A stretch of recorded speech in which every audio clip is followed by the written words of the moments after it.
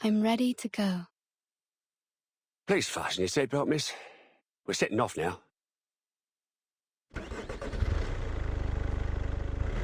You ever been to London, miss? Yes, a long time ago. Long, eh? 5 years? 10 years? Longer than that. Come on, Van. How long? You don't look 100 years old. The hospital is 2 streets away.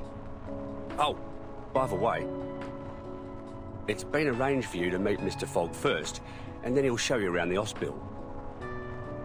I don't see why we need to make a big deal out of a simple visit. Couldn't agree more, miss.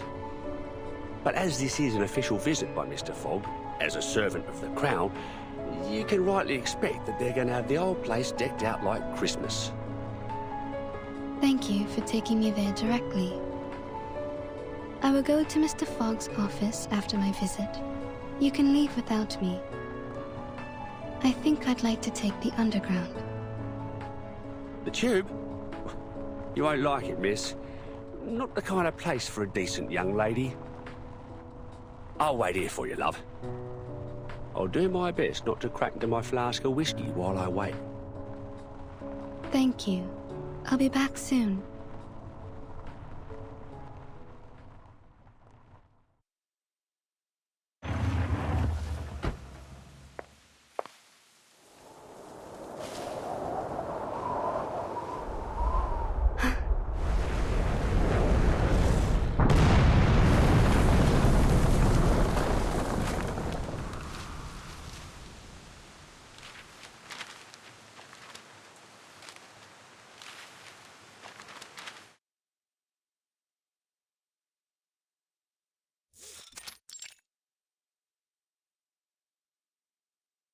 How are things at SPDM, Tooth Fairy?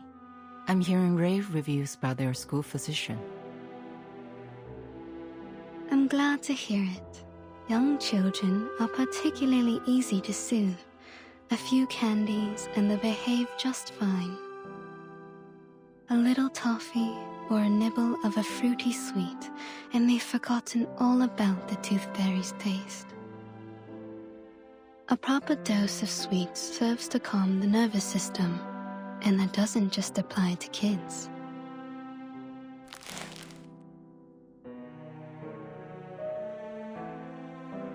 Your work here is undoubtedly busier than mine at SPDM. Besides, you're directly responsible for our timekeeper, the little troublemaker. But I am sure you didn't summon me here all for a little chit-chat.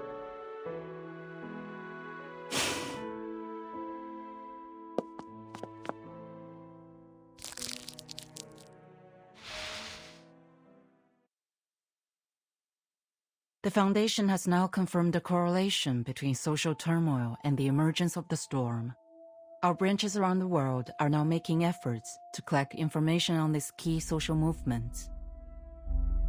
As you may know, there was a strike that has only just ended in London. And there is something I'd like to show you, besides the strike itself.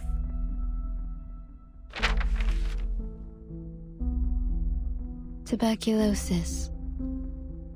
Indeed, there appears to be abnormalities concerning air pollution and reported cases of TB.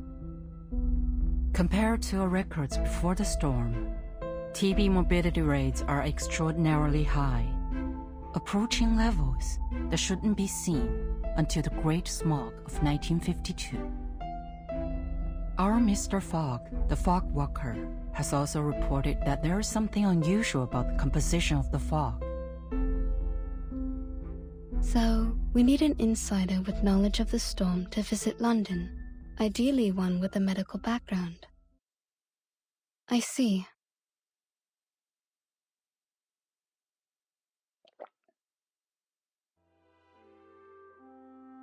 I know your winter vacation just started, but I'm sure you understand the dire situation we find ourselves in.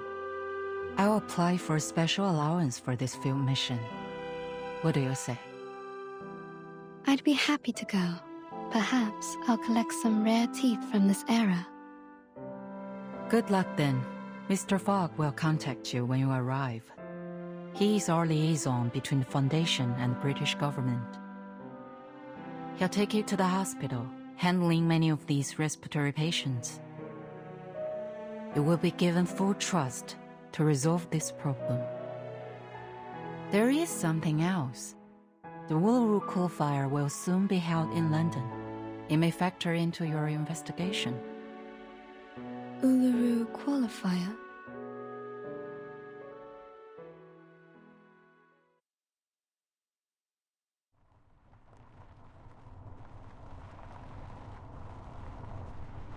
Uluru London Qualifier coming soon.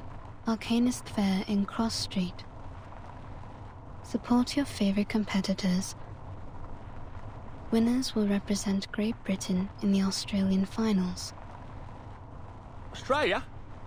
They shipped my uncle off to Australia back in the day. I always figured he got done in by a kangaroo. But if the Smoky gets any worse, I think I might chance it. Maybe I'll find him in the outback there. Or at least avenge him.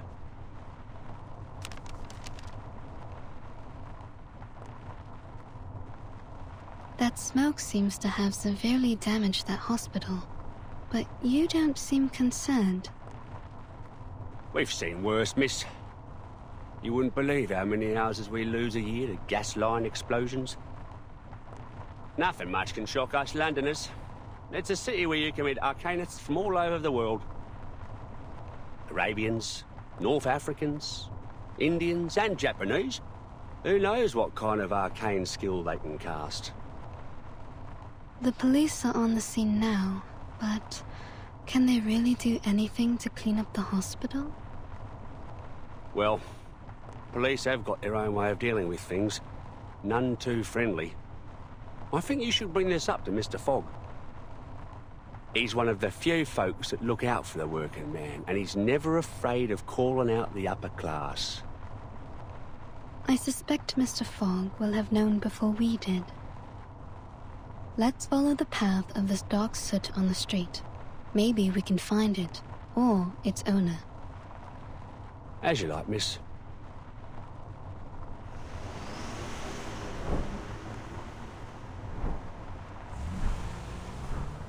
Seems it's leading us to the East End.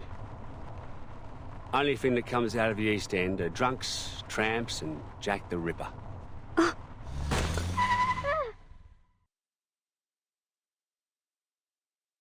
Bloody!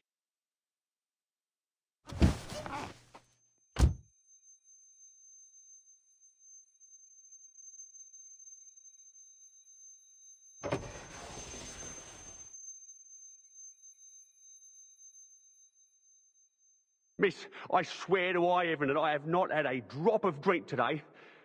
This is the East End for you. Either you hit someone, or someone hits you. Please, miss, take a look for me. Tell me if I hit anything. I can take it. It appears there's no one in front of the car. No one? I'm up here! Look up there, miss!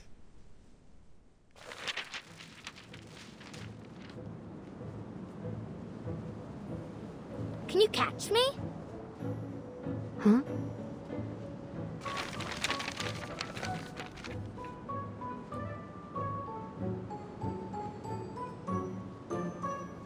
She's being lifted up on the wind. Is this her arcane skill? If so, she's amazing for her age.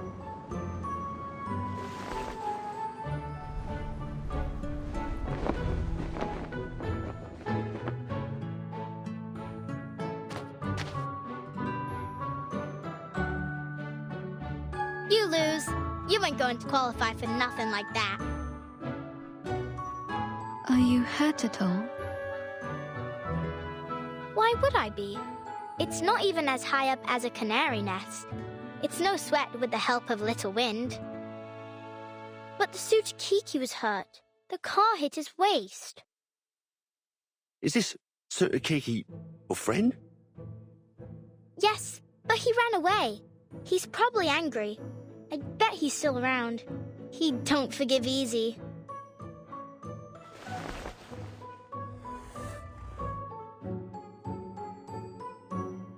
See? Over there.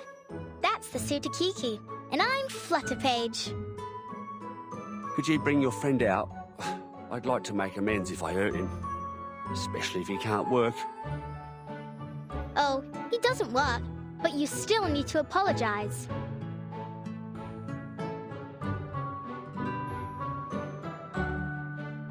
Come on out, Suitor-Kiki. This bloke here wants to apologize to you.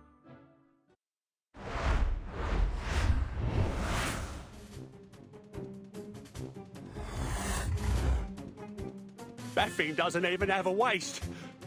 And he's as big as a kangaroo. His waist is right there. Can't you see? A frightened critter is dangerous. Please stay back, child.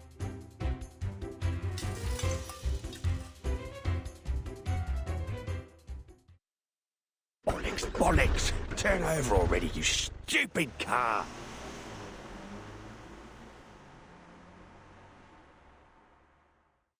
Why did Mr. Driver run away like the Suitor-Kiki?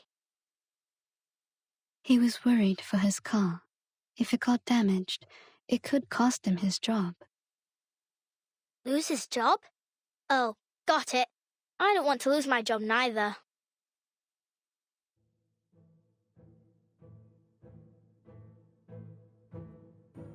He has a car, so I wager he makes more than 6 pence a week.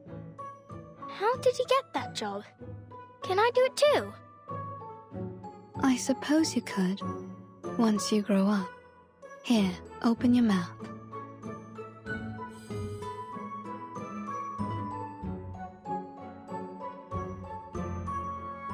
What's this? You were hurt. It's a kind of ointment. It will numb the pain if you ingest it, or reduce the inflammation if you rub it on your wound. Was I hurt? I feel a little pain. But what do you mean by inflammation? Does that mean I'll catch on fire? Take it, and you will feel much better.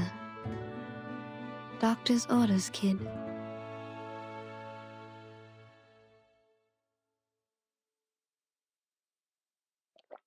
Huh?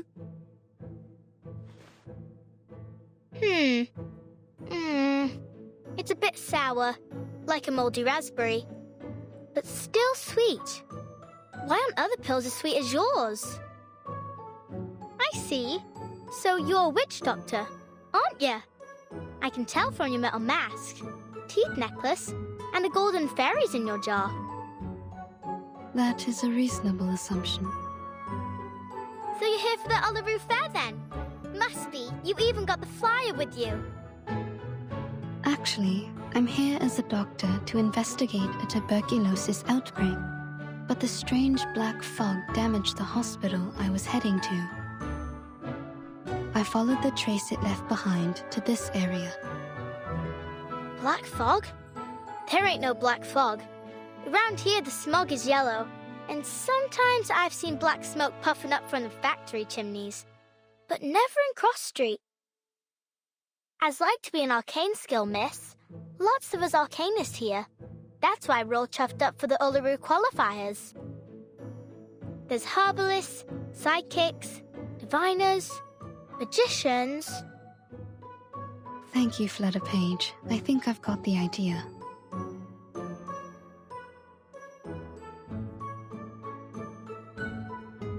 Great, then I'll show you around. You'll like it here.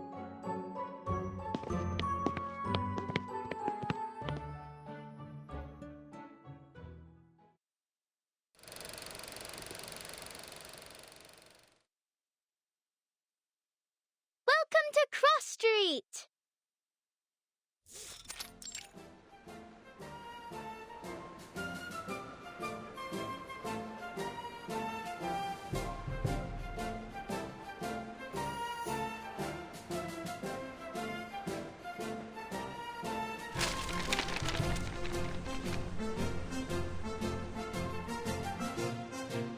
Stop littering, you grimy little bug. This is the Uluru Fair.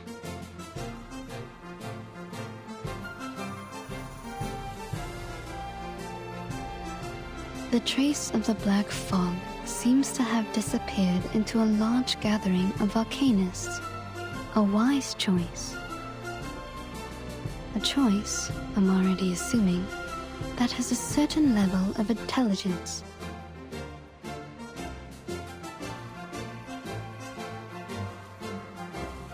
It sounds like a monster.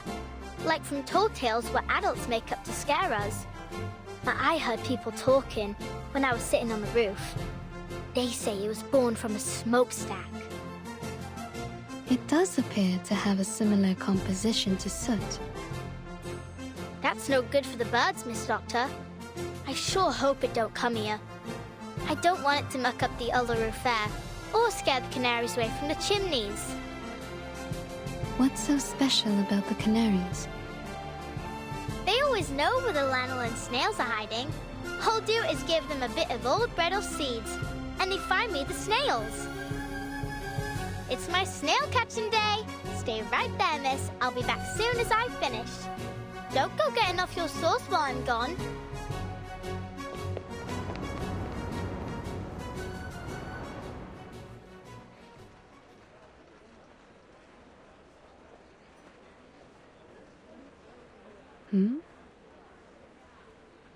This is an Arcanist Fair Booth application form. You need only fill this, and get proper approval from the city government. Then no one can bother you. Approval, eh? What's the point? The games will be over by the time they've even looked at my application. Are we entirely certain we even want to hold the fair in these conditions? Don't you think the weather now isn't appropriate for that kind of strenuous physical activity? What else can we do? We need to earn our bread, or perhaps you could clean the air for us, eh, Mr. Fogwalker? I'm doing all that I can. Which means you can't do nothing at all, don't it? Yeah, we're coughing. But what we make in a day at the fair here is more than an entire week anywhere else. Not like we have royal allowances to rely on, unlike you. Enough of it already. Now, would you mind moving aside for the little lady behind you? She's been waiting a while. Oh, I do apologize, miss. Miss Tooth Fairy. I didn't expect to run into you here, Mr. Fogg. The pleasure is all mine, miss. Oh, where my manners. Welcome to London.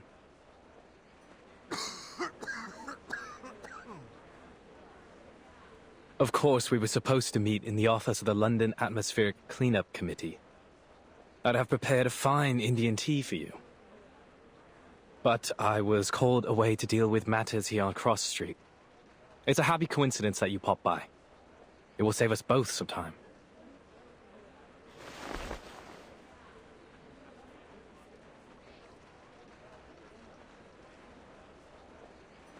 Something the matter? You mean the air pollution? Not precisely, no. Though one could say the problem is related.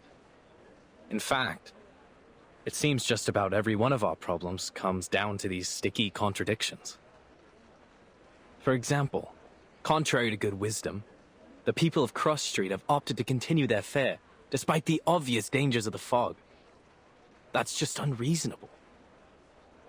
You're the unreasonable one here, mate. Stop the Uluru Fair on account of a bit of fog. Fog in London. Should we cancel if there's water in the Thames next? Citizens should be made aware of the harm caused by fog, and reduce unnecessary outdoor activities. Pardon me, you lot government officials?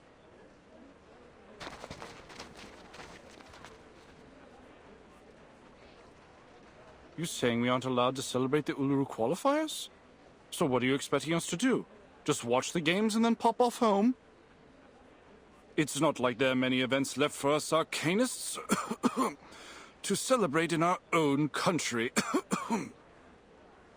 Sir, You seem to have quite a severe cough. Oh, it's not so bad. Just a little curse is all. Doesn't matter none. A good Arcanist healer can cure me. That's exactly what I've been talking about. A curse? Good lord, man. You have a disease called tuberculosis. You need a proper doctor, not a healer. Maybe this is just how citizens in Cross Street best comprehend the disease, in the Arcanist way. It's not a matter of Arcanists or humans. Tuberculosis is caused by the presence of bacterium in the air. It can't be cured through ritualistic purification or exorcism. You just don't get it, do you? It's not like that. If this tuber what have you is the reason, then why does my chest burn like hell? I've never heard of no bacteria what could do that. You feel like your chest is burning? Like swallowing a flaming coal it is. It all started this month. Never felt anything like this before.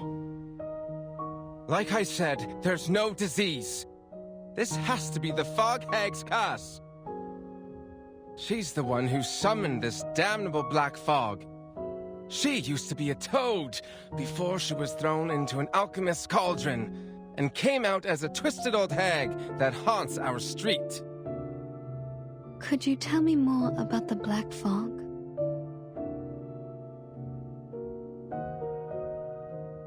Shh!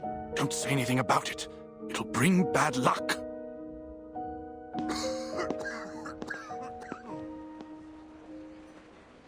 So now we have a fog hag?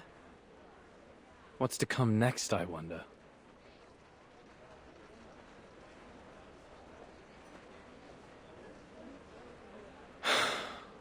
Sometimes, despite being an Arcanist myself, it's hard to understand my own people. But that's what they think around here. My colleague is presently out investigating this curse they mentioned. But, to say nothing of his intrepid skills as a ranger, I doubt he'll produce any evidence of this so-called hag. In fact, he...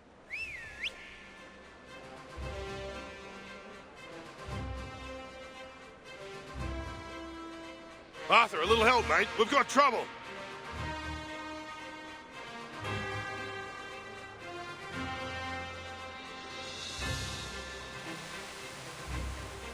So, here it is. What's that after you now, old hat? It's the Black Fog. Seems I've startled it, and now it's sent our critters into the streets. Steady on. Let's charge like soldiers of the Great Emu War. It's the hag. The hag's curse is coming for us.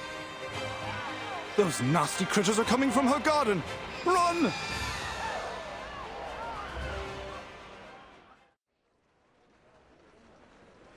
May I say it was an honor to serve as your bodyguard, miss. I'm Brimley, the ranger colleague of my mate here, Arthur Fogg. I wasn't hurt. Thanks to you.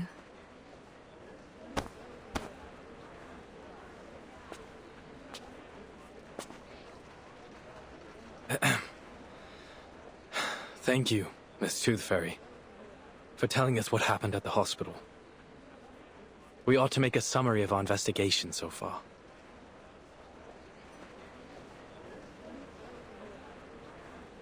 We've encountered 3 oddities thus far today. This mysterious black fog, the unusual burning chest symptom, and...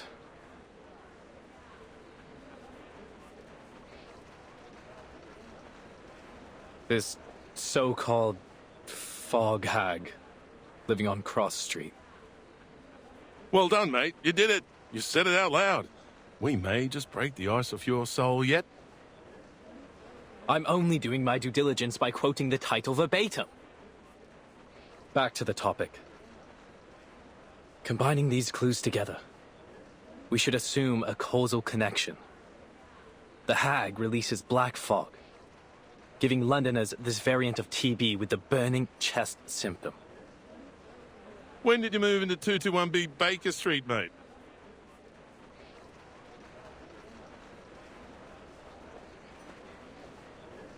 It's a reasonable speculation. If so, then the first thing is to determine if such a lady lives here on Cross Street. We'd better pay her a visit. If you insist, Dal. I can already confirm that for you. She's here, all right. Down at the house of the mangy front garden at the south end. Very well. But might I suggest we don't all go in a rush to pay her a visit? We know nothing about her. Or even whether this hag is a danger.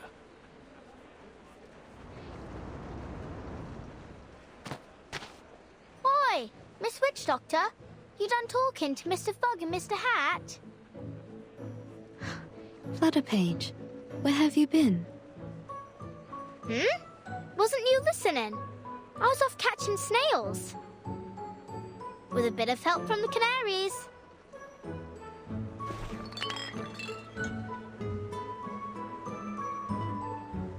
Good on you, little tacker. That's quite the harvest.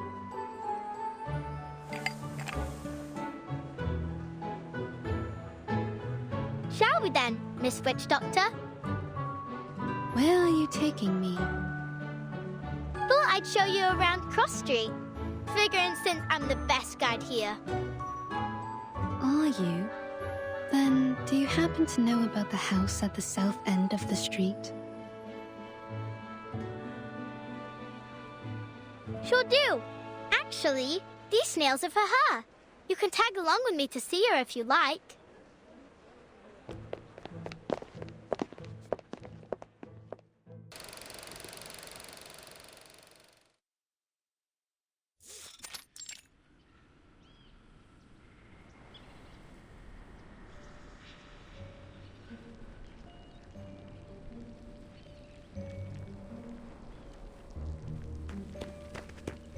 This right here, miss, is the Fog Lady's house. As you can tell, it is a very big, big house. Not like mine. Mine is small, but very high up. Steep, tilted roofs, sash windows. It's very Victorian. Oh no.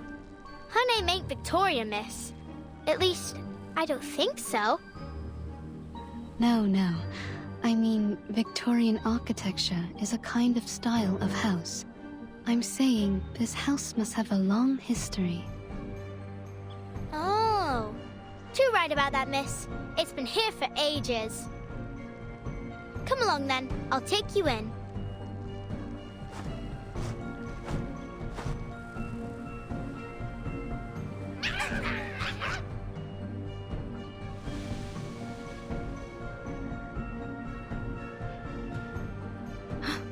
Are these her critters? You lot are hungry today, ain't you?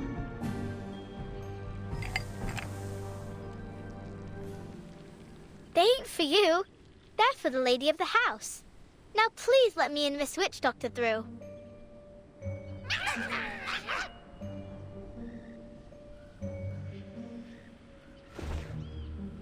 Sorry, Miss Witch Doctor. They was much friendlier before. You've been here before? Yep. They always let me in straight away. No clue what set them off this time.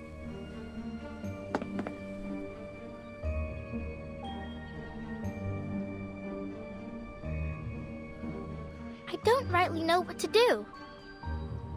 I try calling her, but it won't do much good. Even if she heard me, she won't come out. You're saying she never leaves her house? Not that I ever seen. Do other people visit her?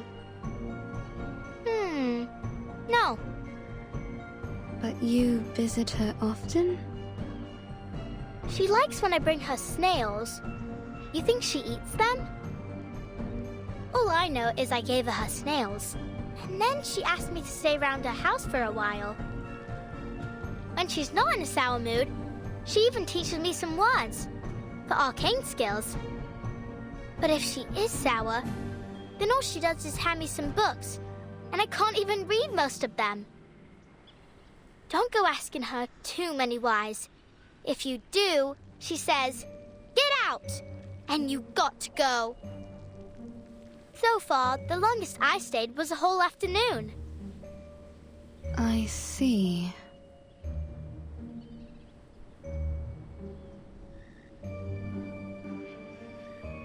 Maybe I'm the reason they aren't letting you in. I'll just stay back here. All right, then. Stay there and I'll tell her about you, miss.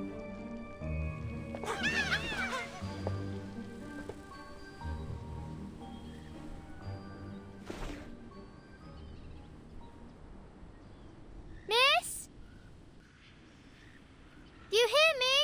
Wakey, wakey!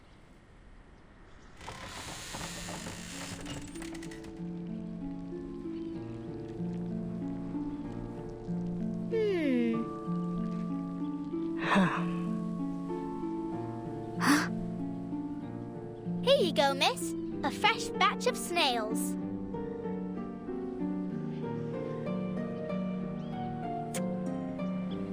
Who is this? Well, I don't know her name, but she's a witch doctor. She came here in a car with a flyer of the Uluru qualifiers, so I think she's here for the Uluru... Oh, I forgot that you don't like the word. Hello, miss. I'm here investigating the source of the black fog. You can call me Tooth Fairy. Go away. But why? I ain't asked too many whys, miss, did I? That was only my first one today. Oh. So I can't come in at all? You promised you'd help me practice my arcane skill. Then you better not let me catch you saying Uluru ever again.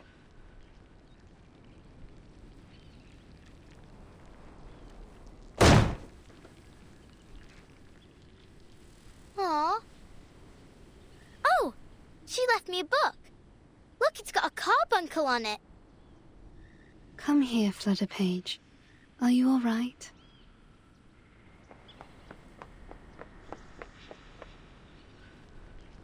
I thought I could play at her house today.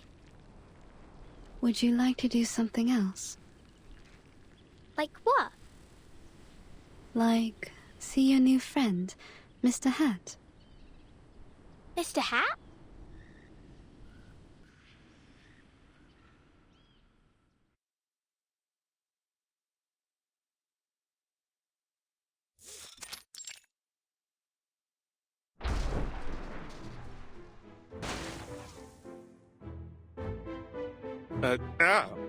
Ms. Flutterpage, I'll ask you to not wear me on your head. I know I can fly, but that doesn't mean you can treat me like a kite. Besides, I'm due to begin my patrol. I need to...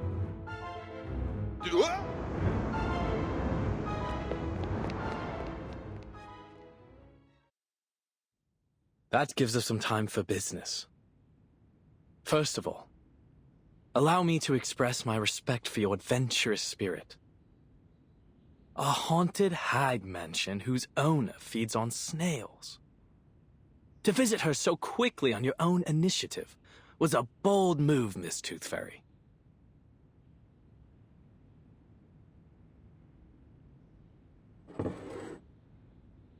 Here's your tea. No sugar, just as you asked.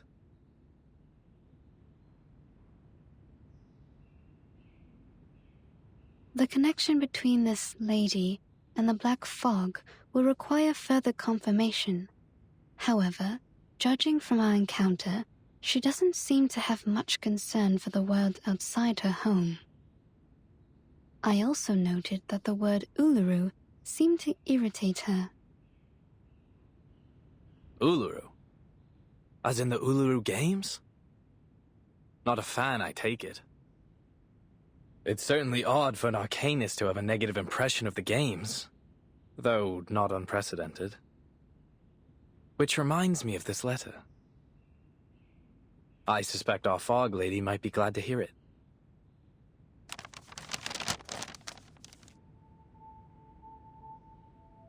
Letter from the St. Pavlov Foundation Uluru Games Organising Committee to the Uluru London Qualifiers Organising Committee. Copied to the Office of the London Atmospheric Cleanup Committee. Due to the rapid deterioration of air quality in London and the presence of an unidentified arcane-related tuberculosis outbreak, we regretfully have decided that the Uluru London qualifiers will be cancelled until further notice, to protect the health of competitors and spectators. Competitors still wishing to participate are encouraged to register for the qualifiers in Paris or other cities.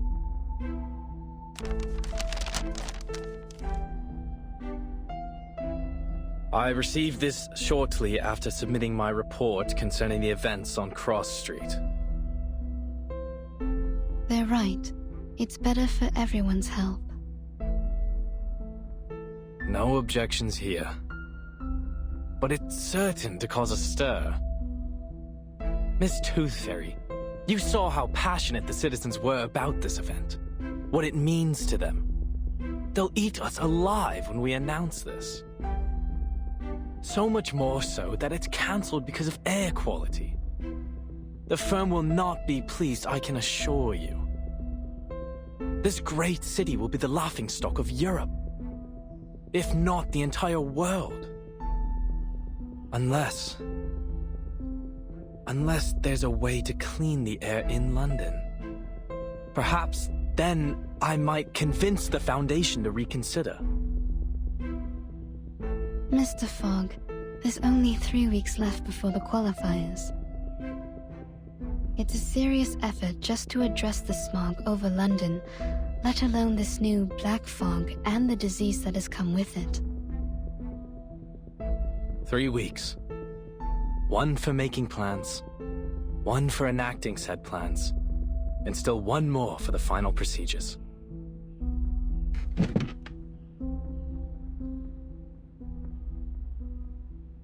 What are you doing now, Mr. Fogg? Thinking, Miss Tooth Fairy, is how I make the plans.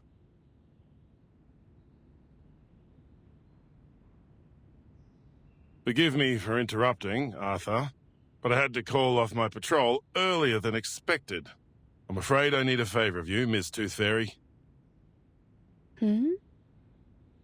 Would you mind helping us with some of the sick? After that black fog rolled through, patients with this tuberculosis variant seem to be multiplying as fast as hares in the Great Artesian Basin.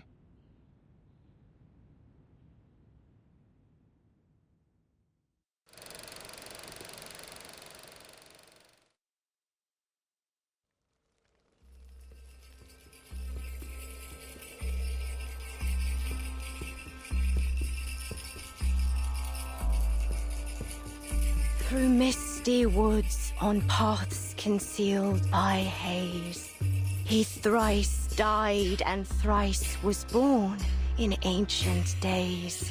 Guide me rightly, that I may not stray.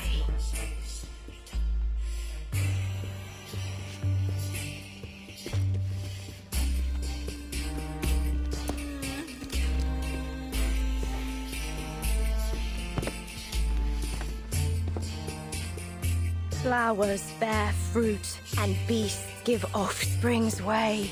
With eyes of fire pierce through the cloudy maze.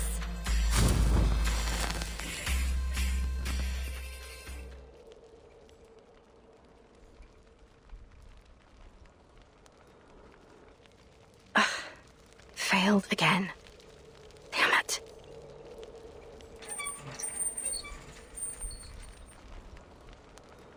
I won't get anywhere so long as I can't move right.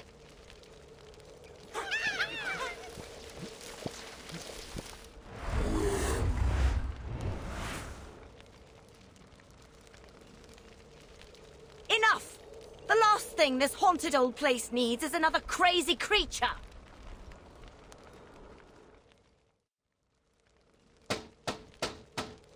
Miss Willow! I swear to God.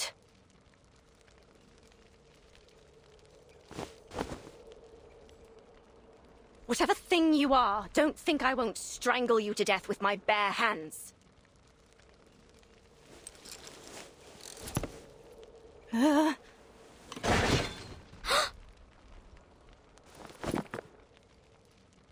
Bloody.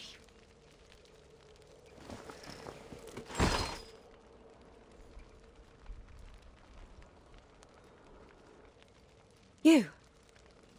What are you doing here? I only wanted to show you the arcane skill you taught me.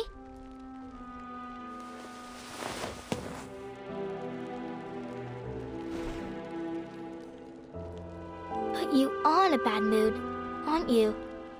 What happened? I promised I didn't call you Miss Willow in front of others. You said I can call you Miss Willow when there's just you and me, right? And you actually listened? First time for everything, eh? But it's not about what you call me. Then what is it?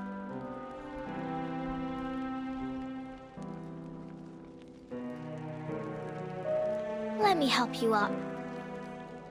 I don't need it.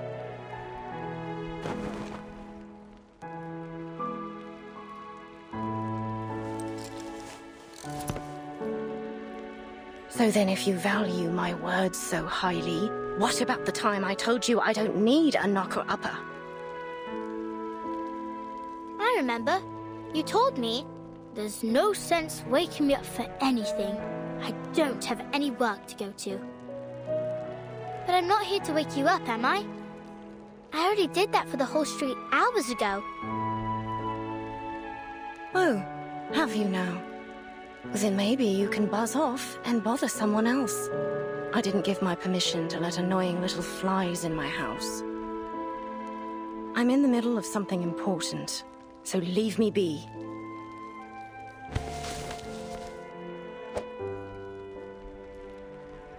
Just one more question, miss. I'll be quick. Miss Tooth Fairy and Mr. Fog say you made people sick with the black fog, but I know you didn't do it. Did you? You never told me you can summon black fog. Done with all that nonsense, are you? If that's all you knocked on my window for. But if you didn't, I can tell them the truth. Or you could even help them find the black fog. You're the best witch I know. Their problem is no concern of mine. Oh. But I did hear something. I was thinking maybe you'd like to hear it too. Letter from St. Pavlov Foundation. Due to, what? Deuterion air quality? And arcane tubal-keeled kiss? They said the Uluru qualifiers are cancelled. Stop. Do you understand at all what you're saying? No, but... Go away. Aww. I said get out!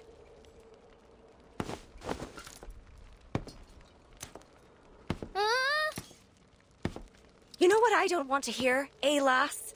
Your voice. And your infernal knocking. Ah!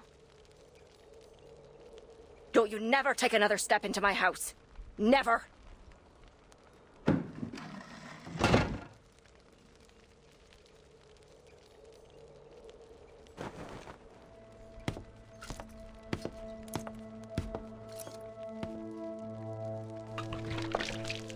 Just a wee bit left.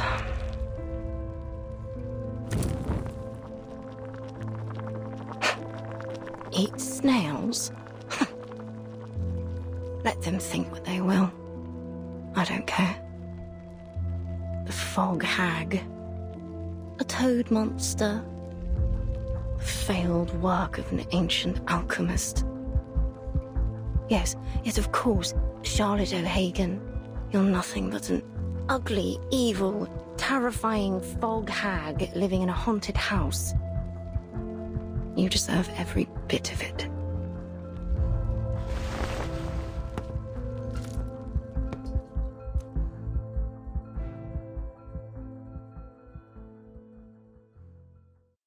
What an age. At last, witches no longer need worry about being captured in their sleep, pierced on a stake, or burnt alive. Our next competitor is our witch from Ireland, a once-in-a-generation talent!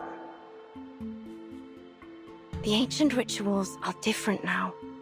We dance, communicating with spirits like a joyful game. The Uluru Games! Or a graceful competition. And the winner for the floor ritual is... A desirable...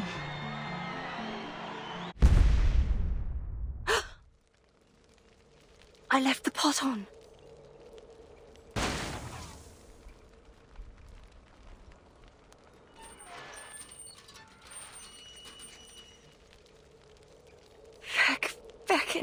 Feck. Fit for the rubbish now. Rubbish.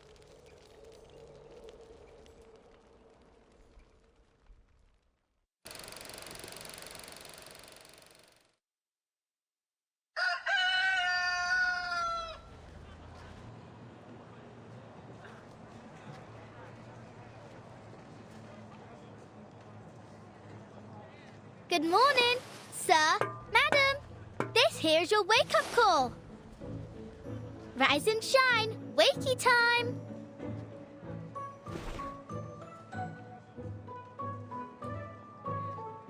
Enough! I said enough with the gal. I'm already awake, ain't I? So stop buzzing around.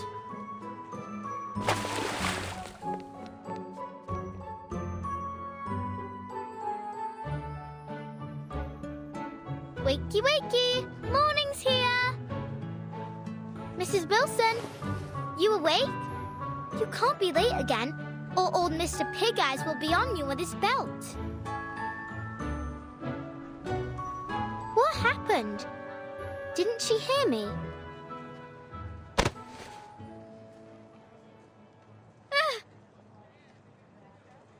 Oi, who did that?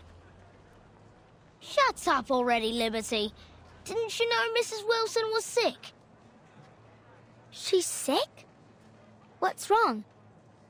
Doesn't hurt like swallowing a burning coal, does it? Who told you that? Yeah, maybe. Plenty of folks have been getting that too. My dad says it's a curse. It's not a curse, dummy. I'm no dummy, Liberty. You are. Believing anything what that hag told you. She's a dirty, ugly old liar. And she's the one who cursed everyone here. She's a toad. A toad what can't get out of her house to see sunlight. And decided to curse us all just 'cause she didn't like the fair. Have you gone off your rocker, Freddy? Just leave me alone. I got work to do. That's work, eh? You call knocking on people's window work? I climb up in the steam turbines to tighten up the screws, and I clean them chimneys from the inside. Think you can do that, eh? But I don't want to tighten screws or climb up chimneys. I don't like the smells. Oh, so you like the smell of this black fog, do you? All thanks to your wicked hag friend. Go away.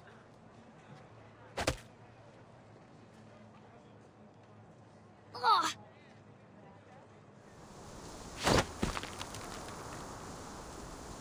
Huh?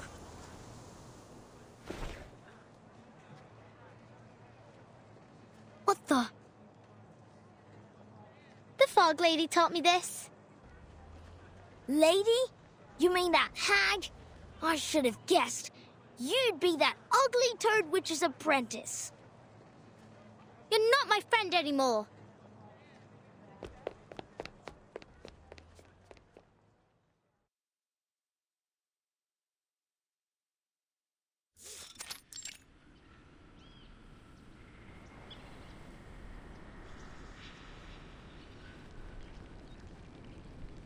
It's not snail delivery day, but after she threw me out of the house last time, maybe I'll go apologize. Maybe then I can learn some more tricks from her, or at least read her books.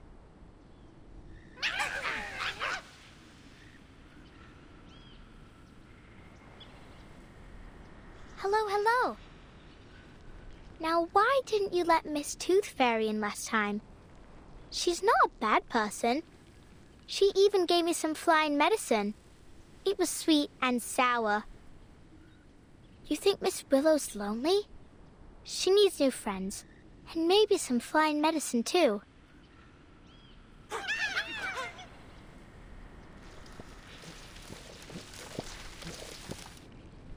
But this time, I won't go through the window.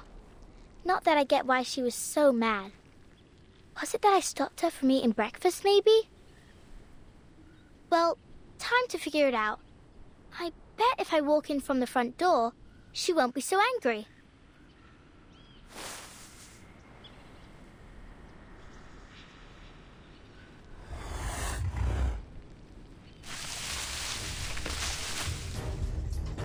What's wrong?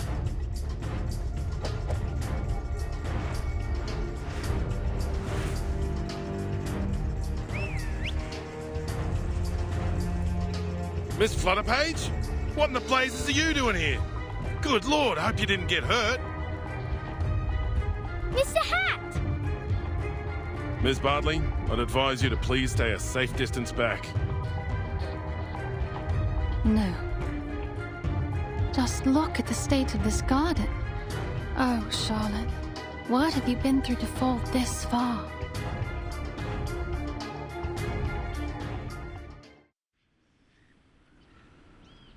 Thank goodness, you're in one piece. I don't get it. They ain't never bit me before. Well, you must always stay alert when you encounter critters, even in a familiar place. That's some genuine ranger's advice. A ranger? Are you really a ranger? Can you be a ranger without a real horse?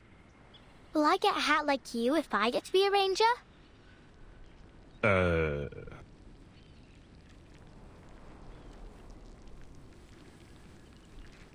Hi, miss. Are you here for the lady living here?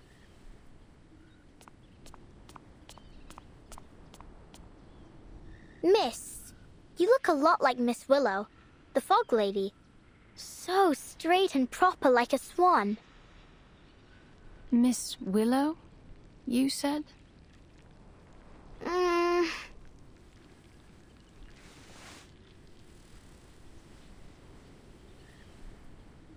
Yes, Miss Willow. Did she say you were allowed to call her that too, miss? Allowed?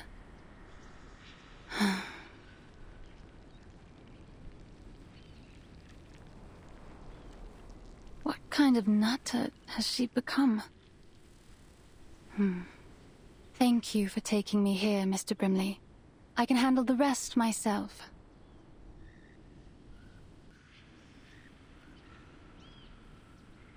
You're welcome. Let's go, shall we? Hey, little tacker? It's not safe to leave you here. I'll escort you to the hospital. Miss Tooth Fairy needs your help. All right.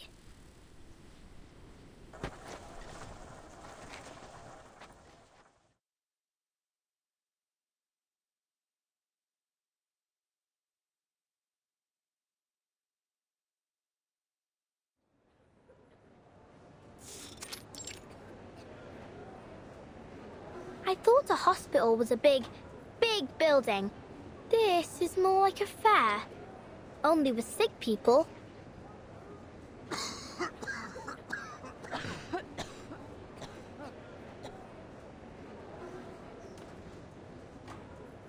Well, you're right there, mate. It's not your typical hospital.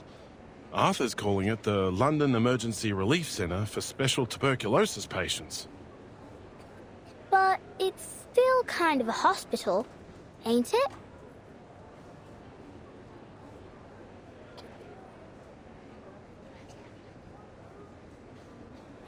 Who's that swan lady? She's not from Cross Street, How did you know Miss Fog Lady? Swan? I suppose you mean Miss Caroline Bartley. We're hoping she'll be our lifesaver.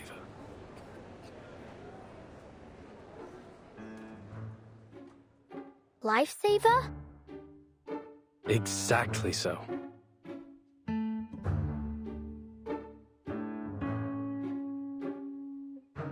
See, my hat friend. We civil servants can actually accomplish a thing or two. We found Miss Bartley, a shining star of Uluru, a talented competitor, and above all, she's an insider. She arrived in London days ago, looking for our Fog Lady. She claimed to be an old acquaintance. Some luck, isn't it? If she can figure out the connection between her, the Black Fog, and this fiery TB... Oh, speaking of which, that Miss Willow truly has a special name. Heh. What are you laughing at? How long have you been up, mate?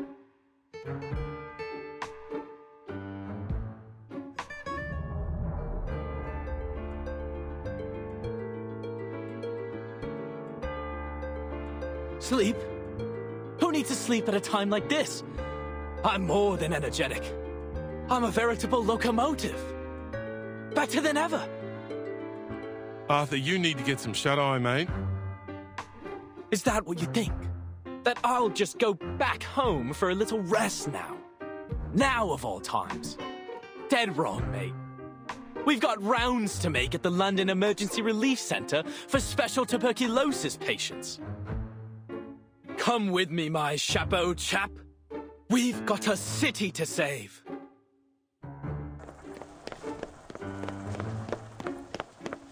Oh, all right.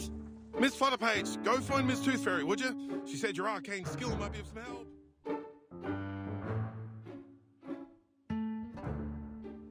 My arcane skill? Help? How can I help a witch doctor? Maybe Miss Tooth Fairy will tell me. But where is she? So many people here. I can hardly tell them from one another. Oh, but she has got those golden fairies with her. Maybe I can see them. Like how Miss Willow taught me. To control the wind, you need to learn to see it first.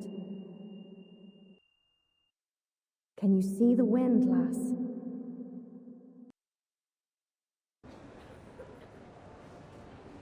Only when it's blowing something around, like dust or old paper. But I ain't got nothing like that with me now. I used all of it when Freddy tried to catch me. Is there anything else I can use?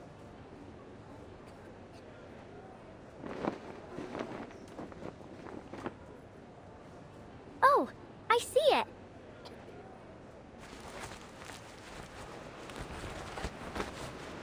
What with this wind, eh? Where's it coming from? Oi, me hat! Please, is there any good Samaritan who can spare a blanket? Oh, God bless you.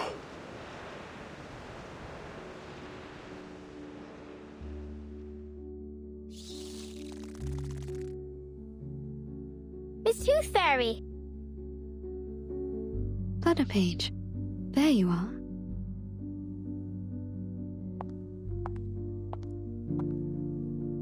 What's wrong? We've got to find a way to clear up the sky.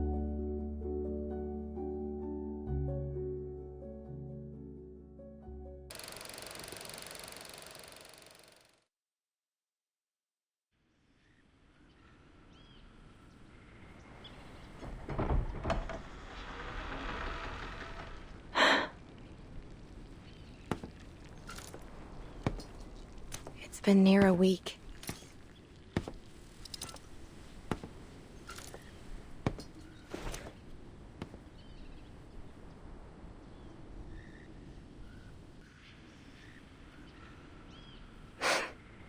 This is how the world works.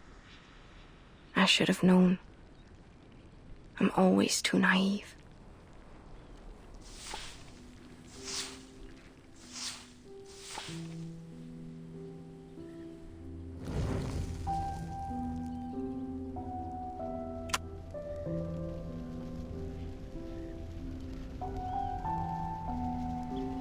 A dead mouse. Classic. Sure to disgust me.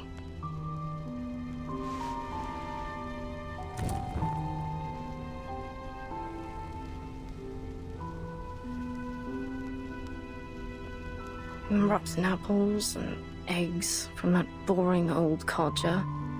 I suppose he's down to his last teeth now. Soon enough, the only thing he'll be eating is porridge. Bit of comfort in knowing he hates porridge.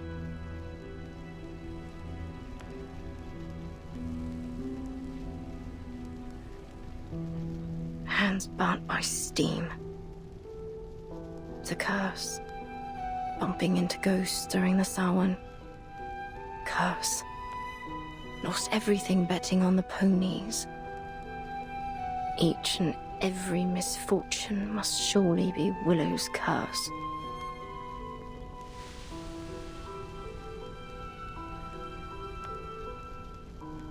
Superstitious fools.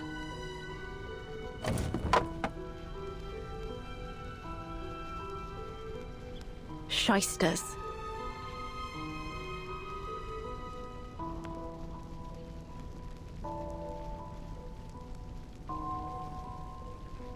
Brats.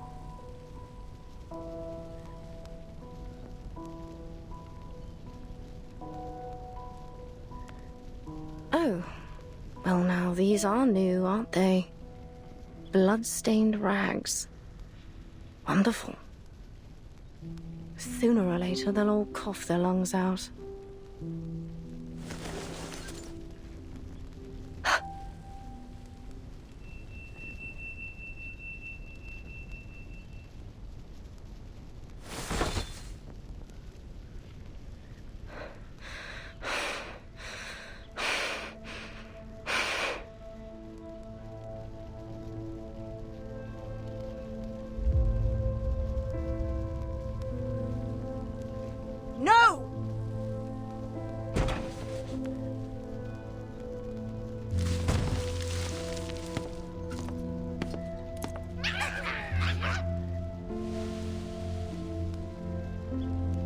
Away with you!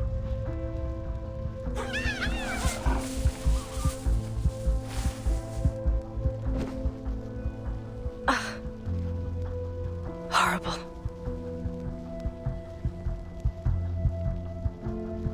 No, I don't need to cast my arcane skills. Stand up. Stand up. You loser, you.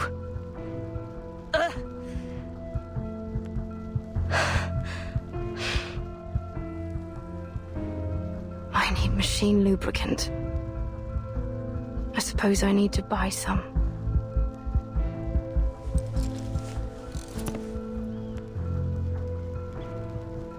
I can do this. I will do this. All by myself.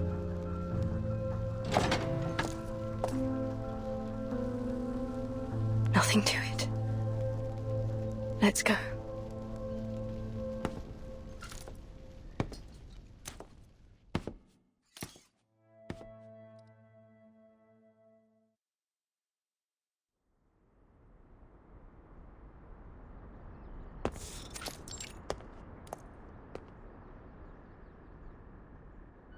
Shop closed due to illness, while the owner has gone to Miss Tooth Fairy for treatment. Please leave your name, order, and address on the list below, and we will deliver it to your home as soon as the owner recovers.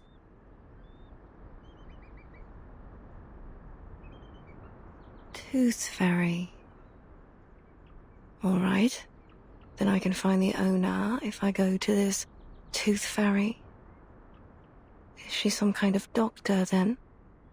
Not that she could treat what ails me anyway, eh? What other shops might sell canary saliva and lanolin snail's slime?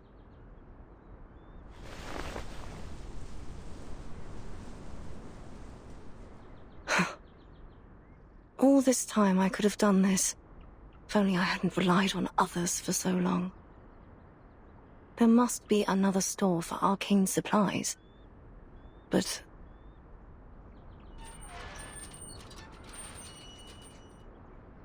I think I need to lie down.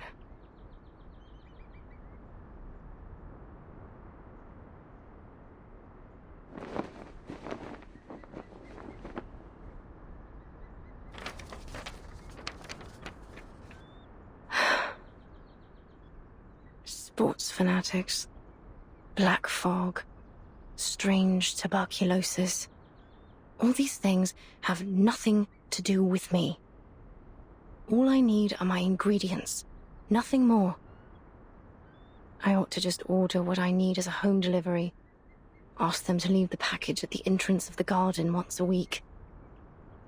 As for the fees, I'll just have to sell all me old medals. That'll be enough to support me until I become a proper hag. Then I can never leave my house till the day I die.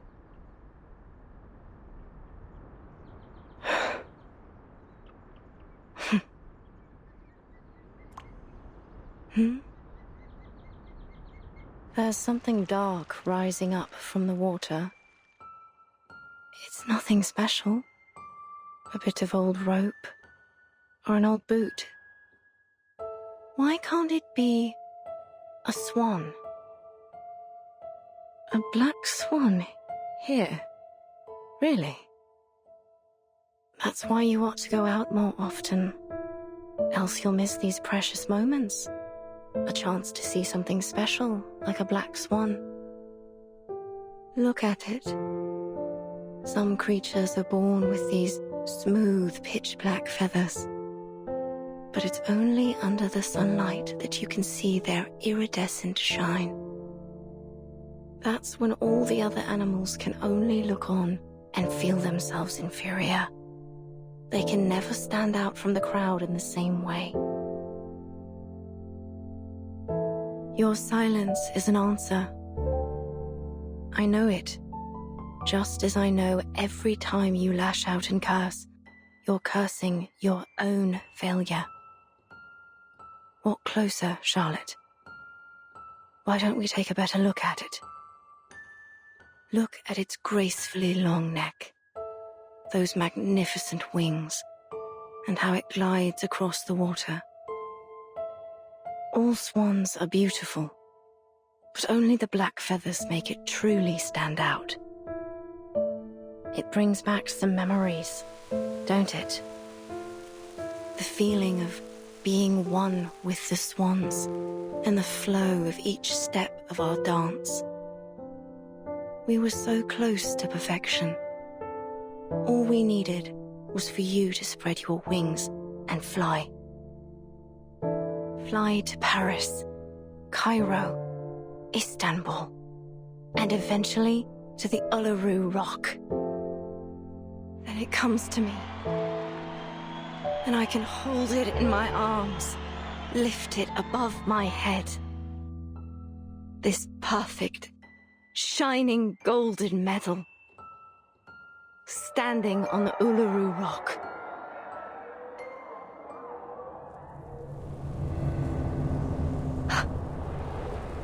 Miss Willow, but what are you doing out here? You've got to move. Black fog is coming straight for you. Ignore the noise. Eyes on the swan. It's only a tacky white swan, covered in soot. How ridiculous it looks now, wearing that false disguise. The poor thing, it must have been covered accidentally. Miss Willow, why are you looking at that swan? It's dead. Of course it's dead and gone. That's right. What kind of swan would want to be with something so ugly and stained? Of course it's ended up alone. Died alone. What else were you expecting?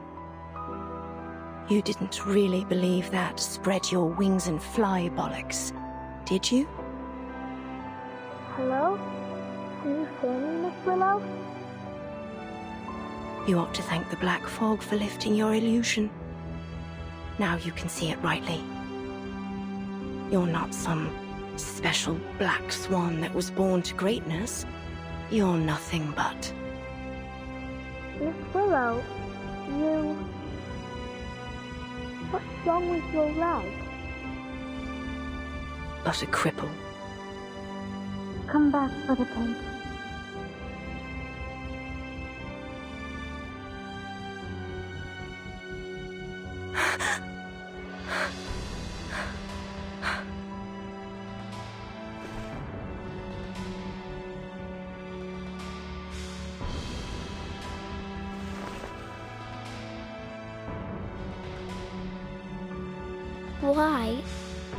Why didn't you tell me about your... You're much stronger than I thought, Miss Willow, if you allow me to address you as such. Leave me be. I'm going home. I'll walk you home. I got you. Miss Tooth Fairy and I was just chasing after the black fog, but I can walk you home first. I just want to go home.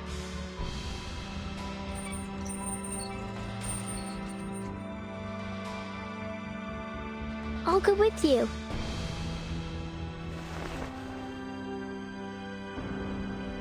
Flutter Page. Huh? Stop following me! Miss Willow! I just want to go home! I...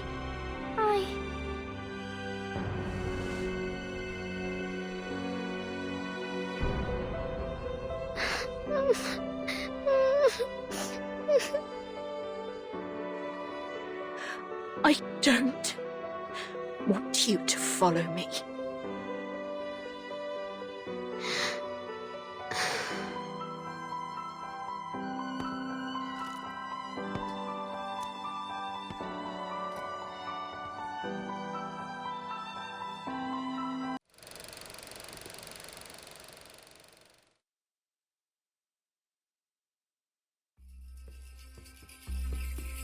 The floor ritual is one of the most popular events of the Uluru Games.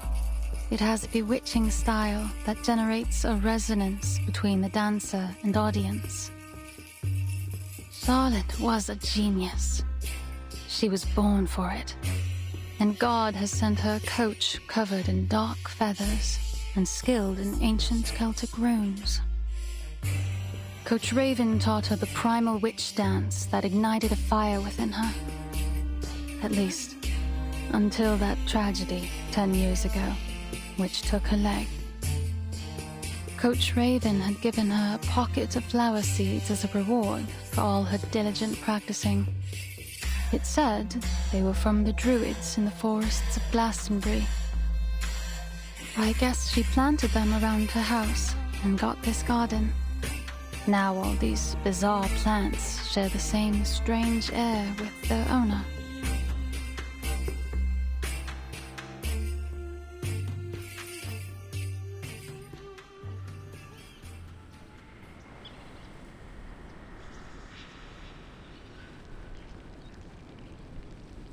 Thank you again for having me over. That's all I have to say about Charlotte.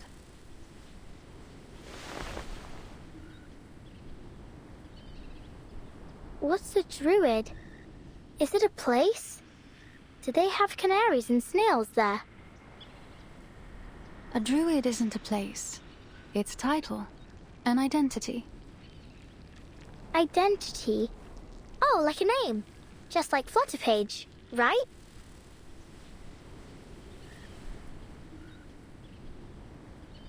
Thank you for your cooperation, Miss Bartley. I'm sorry to be taking you away from your practice. Yes, you should be. I don't much enjoy being bothered by stuffed-up bureaucrats.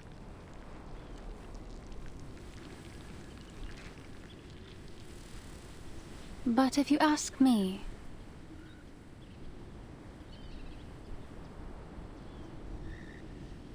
I will tell you that it isn't Charlotte that's summoning the Black Fog. I stand by that. I swear it on all my honor as an Uluru competitor.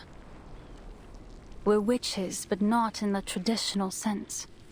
We practice witchcraft to win medals instead of summoning devils. We trust you at your word. It seems like that concludes our investigation into this fog hag. Thanks again, Miss Bartley. Miss Tooth Fairy, if you do want to thank me, mind doing me a favor?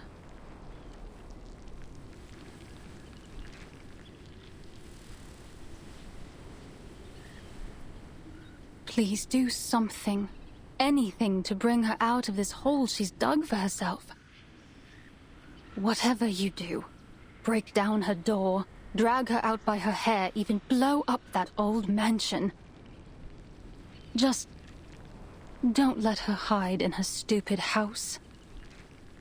She'll let you inside now. There's no longer any power preventing you. I can sense it. You know this place well. Have you visited her here before?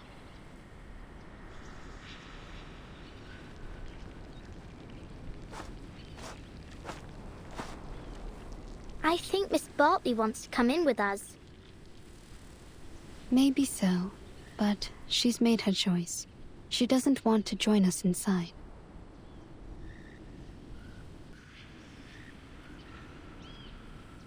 Let's go, Flutterpage.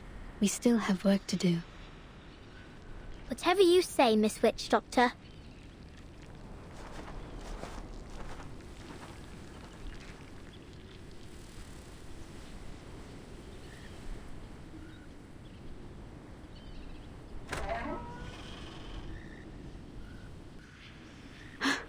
The door isn't locked.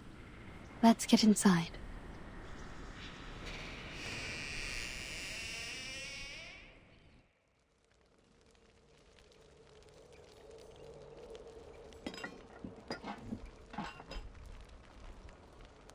Sorry to interrupt.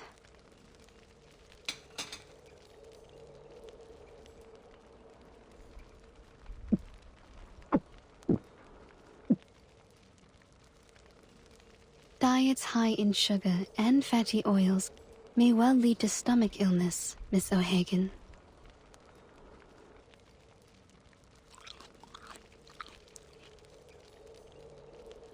I choose the name Tooth Fairy instead of my real name, Campbell.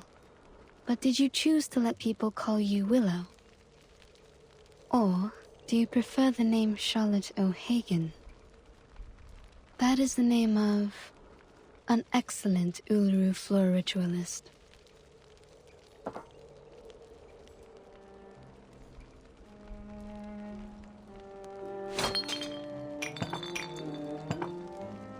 Tooth Fairy. Some kind of doctor, right? I think your prescription is a little fuzzy. I'm no athlete. I've only got one leg. This Charlotte has nothing to do with Willow. Just like I've nothing to do with the Uluru Games. So far as I know, the Uluru Games do not exclude people with disabilities from full participation. To be sure, but only if you enjoy parading yourself around for embarrassment. I think I'll pass, thanks. No one should feel embarrassed by competing, least of all the competitors challenging themselves. That is the point of the Uluru spirit.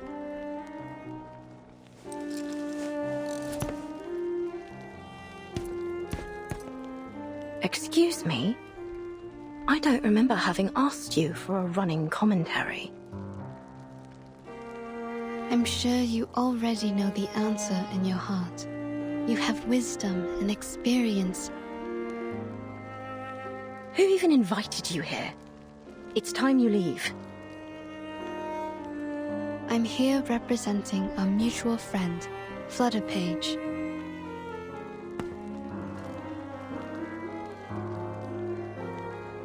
What for? I understand that usually the only one welcome inside is Flutterpage, but I'm here to apologize on her behalf. Apologize?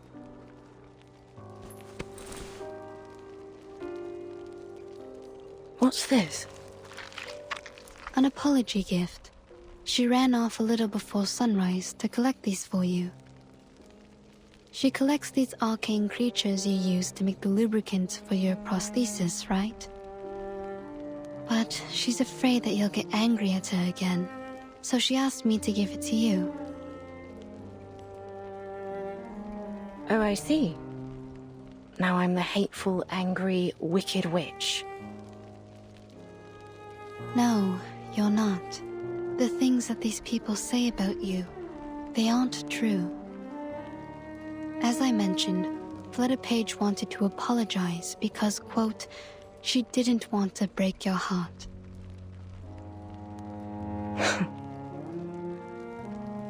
Miss Bartley has told her many things about you. She never knew you're such an outstanding competitor. Caroline?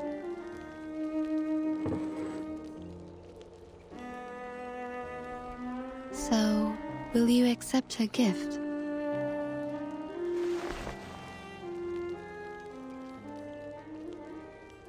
Ugh, nosy little brat. Where is she now? In the temporary hospital? You want to see her?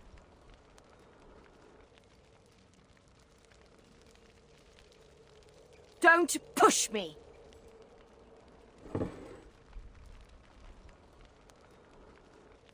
All right, it's my own fault. I shouldn't have treated her that way. That what you wanted to hear, is it? Fine, then. You'll have what you want. Just take me to her.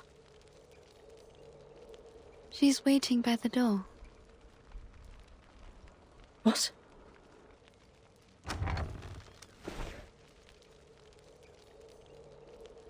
Miss Willow.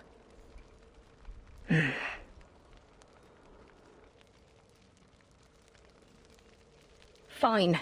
Come on in, then.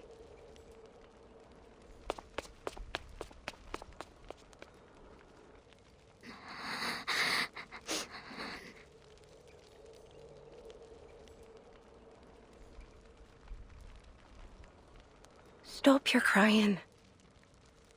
Listen, I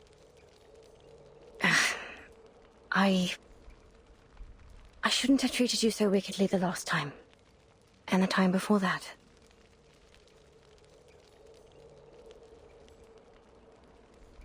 Now would you stop that crying? At least not here in my...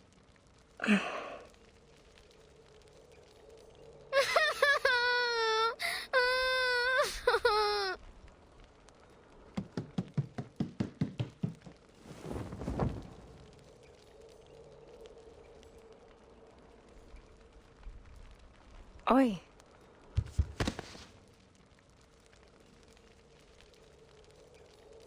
I'm sorry. I'm really very sorry. I swear I won't break into your house no more. I'll only come in when you let me. I'll do anything you ask. Say anything you need me to say, miss.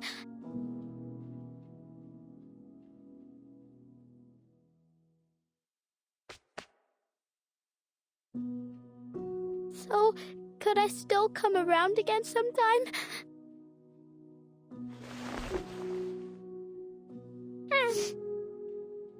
Stop your crying first, lass.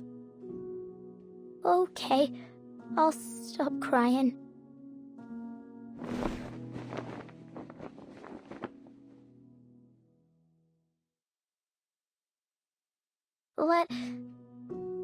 Can I help you?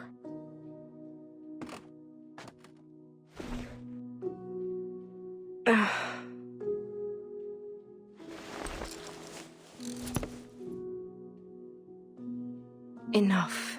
Enough. I've had too much of this for one day. Would you mind if I politely asked you to leave? You do have a black fog to chase after all, don't you? Just so you know, it truly has nothing to do with me. Miss O'Hagan. Call me Willow, child. What else do you want to say? Would you let the food stay in your tummy for a bit longer? Eat a little more. I don't want you to be so skinny.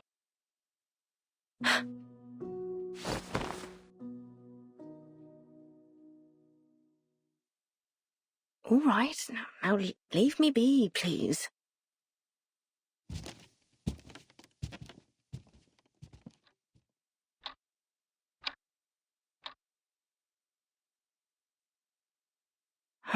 She's seen too much of this embarrassing side of me.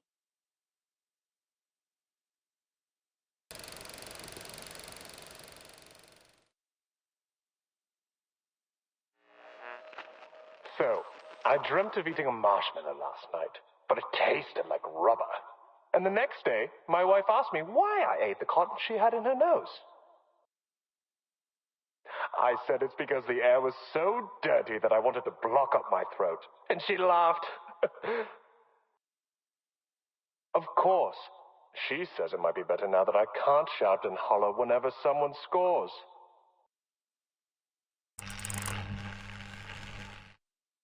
These are the highest level of professional arcanists. Their abilities lie far beyond the limits of our bodies, our perception, and everything else. Arthur, mate, do you know what you're doing? Go on, then. Be a little louder. May as well let everyone know a trusted servant of His Majesty's government and his talking hat are hiding out in a pile of litter. Oh, that's what you're worrying about? I guarantee you, no person in their right mind will think that a brilliant mind such as yourself would decide to hide in a rubbish pile pretending to be a potato. Ha ha. Since when did you become a comedian? I learned from the best, mate. Once I'm back in Oz, I hope to be awarded the title of Duke of Sydney Slapper. Not that anyone gives a toss about titles of nobility back home. We've got more important things to worry about in the Redlands down under. You know, Brimley, old chap, you don't have to be a duke to be above people. All you need is someone tall enough to wear you on his head. Bloody oath, mate. Like I'd let anyone pop me on their head. I'm an intelligent being, not a bloody accessory. Shh.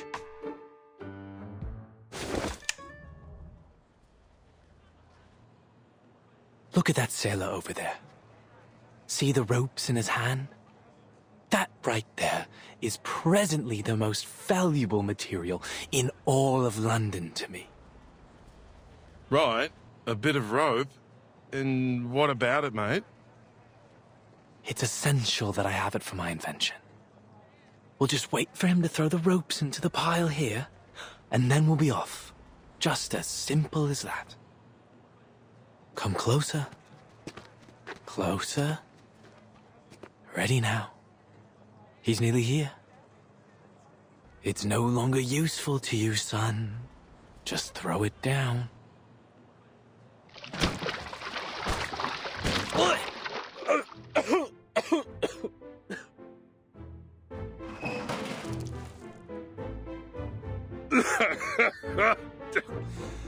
Mate, there's a lot of good that's come of being awakened.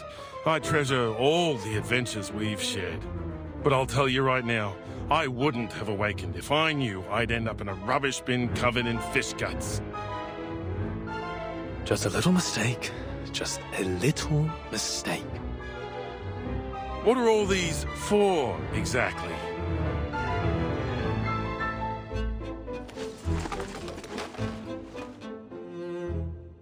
These are my collections so far. A klaxon, a watering can, a fishbowl, and... A chamber pot?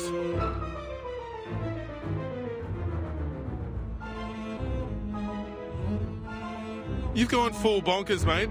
You're the fog walker. Aren't you ashamed of hiding in rubbish, stealing old junk? It's not junk, old chap. Every piece here will be invaluable to our work.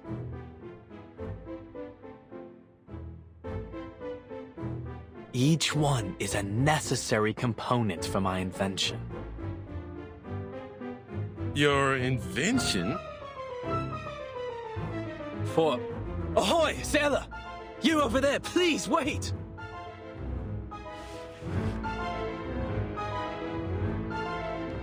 Would you mind terribly leaving us those old ropes you've got there? Good lord, he's bound for the sanitarium at this rate.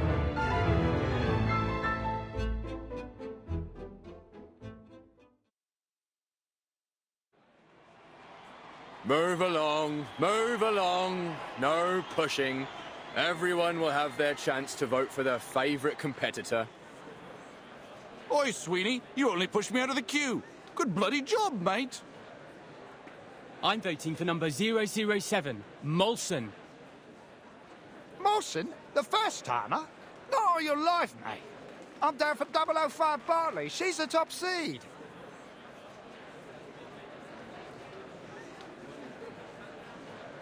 Three days to the qualifiers.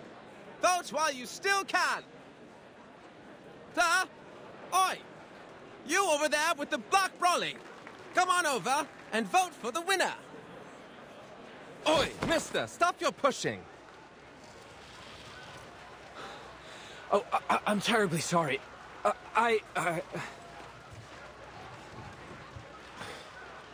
Sorry, mate, we're on patrol. Sir, what's the situation over there? Let's follow them. Now introducing the competitors for the Uluru London qualifiers. Bartley! Bartley! Bartley! Oi! Who pushed me? Ouch! Mind your step, will ya? Me? Was you that pushed me, weren't it? You should be the one minding your own feet. Arthur, I think we're only making things worse trying to move through this crowd. Looks like we found our troublemakers. What do we do? Keep up with him and bring him in. Yes, sir.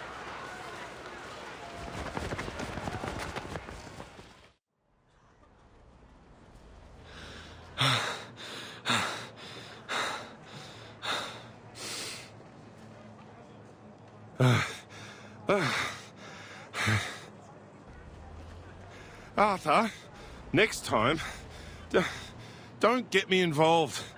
I think I'm feeling sick. But he gave us the rope after all. Stop right there! Seems you two rough sleepers are wanted in connection with a fight breaking out on Cross Street. I'll ask you to come quietly and cooperate. Mate, say something. Wonderful. Now I have everything I need for my experiment. The properties of this sea-worn rope should be able to conduct the large particles into the purification vessels. Mate, shut your gob for a minute and listen. Yes, perfection. But how to measure and screen the size of the particles? We will need more sophisticated equipment. Huh? Why am I being handcuffed? Because you're being placed under arrest, sir. Wait a second.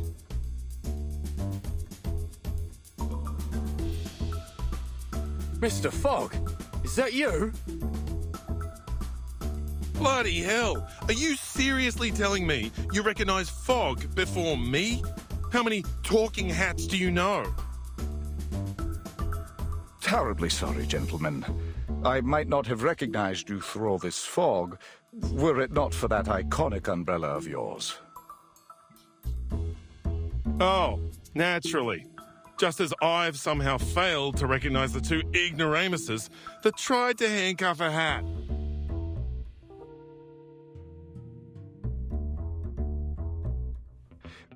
We're sorry again, Mr. Fogwalker and Mr. Brimley. But we do need to ask you some questions. What with you running around, disturbing the peace, and nicking all these strange things you've got there? Oh, I didn't steal anything. This is all just rubbish, and it's for official business. I'm going to lift the fog from London.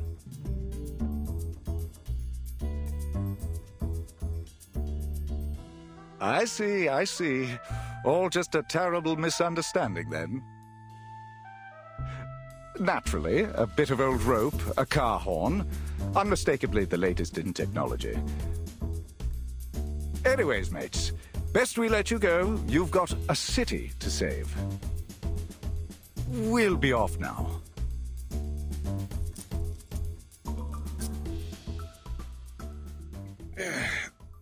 Glad that's over. I'm no fan of handcuffs, even if I don't have any hands. A little quiet, old chap. I'm just in the middle of a thought. How might I assemble it? I'm sorry, mister, but I just heard what happened. Huh? Huh?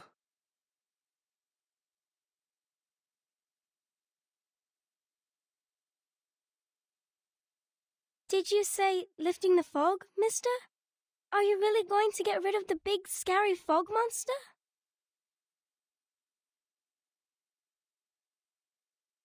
Will that mean you can cure my mummy?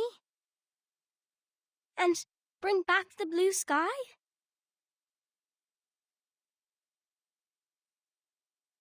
Right?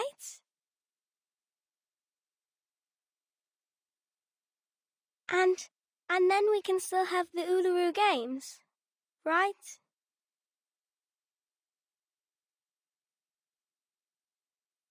My mummy said if the fog keeps sticking around, making people sick, then the games won't come.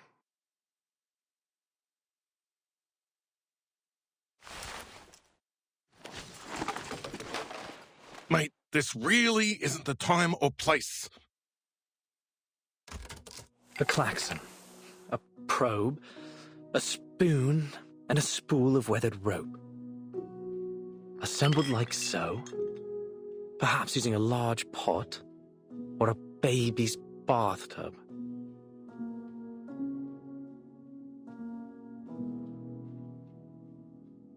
It will still need a touch of the miraculous.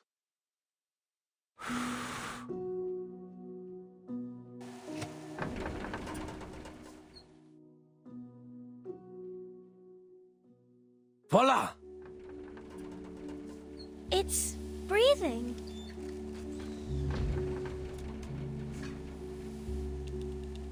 Yes. The Uluru qualifiers will not just be fog-free, my little friend. They will be sunny. But I'll need some help. Would you and your friends join me in this project, young lady? Yes, I'll help. I'll ask my grandpa, my mummy, and Auntie Martha to help too. The more the merrier. We are going to build the largest fog purification machine on Earth. The London Air Pollution Auto Detect Cleaner. That just looks like a great honking big vacuum to me, mate.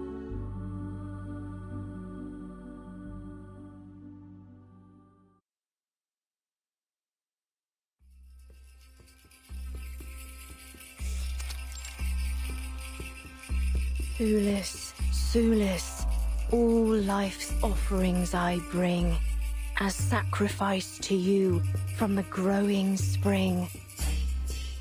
The light will sprout within the world's egg lay. Your endless quest brings parents' joyful day. Parents' joyful day. What are you, a parrot?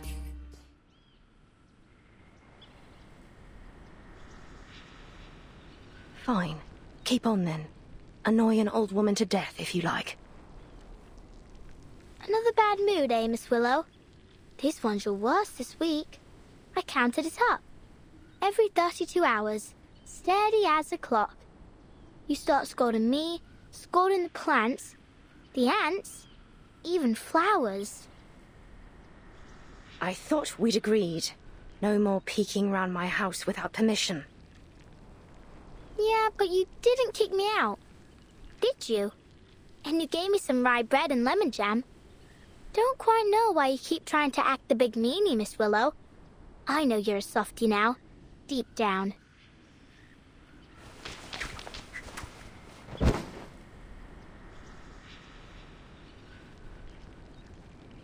Miss Willow! Ouch! Oh, it hurts. Are you practicing the qualifiers?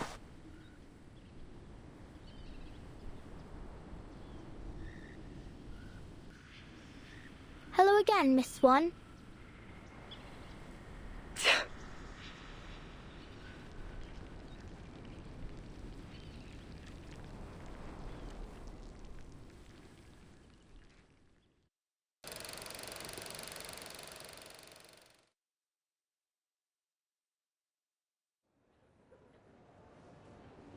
Be careful.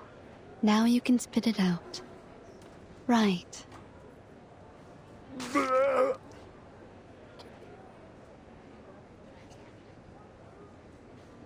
That's the 5th one today. I added a bit of powder into the candy to loosen up their phlegm. It should help them breathe a little easier. Thank you so much, Doctor. We really had no idea what to do with this new variant of tuberculosis. You and the Foundation have been a real asset to us. You're welcome. This is a matter of vital health for all of us. I'm very glad to see the treatment is proving effective. And I hope that our clinical experience here might contribute to solving this fog curse as well.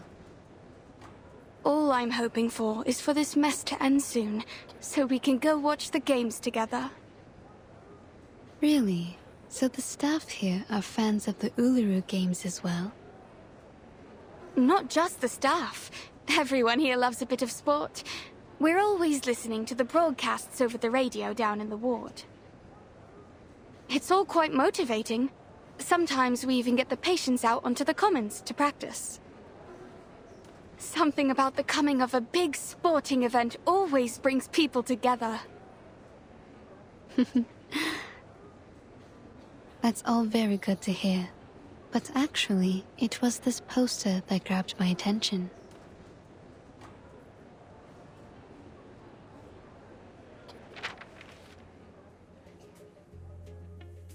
That's her. Gorgeous, isn't she? May I ask who she is? She happens to be this patient's favorite competitor of all time. She collected all of her posters and clippings. She even keeps a few photos of her as a bookmark, and in her purse. Her favorite ritualist.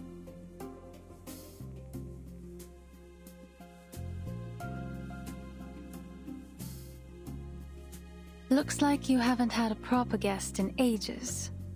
Have you forgotten how to make a cup of tea? You like to presume, don't you? So why are you here then? Just to enjoy the sound of a door slamming in your face? Oh, how terrible of me for wanting to visit an old friend.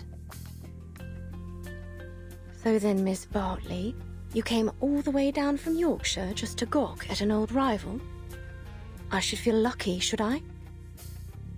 Truth is, I don't care to chatter about with you. Not now, not ever. So you can just turn around and march yourself home. Flutterpage, back to business.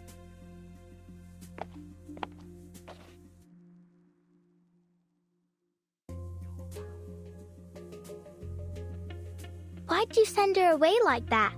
She just wants to practice with you. She likes you. Focus on your stopwatch. On the count of 3. No time to waste. She's still there. She's none of our concern.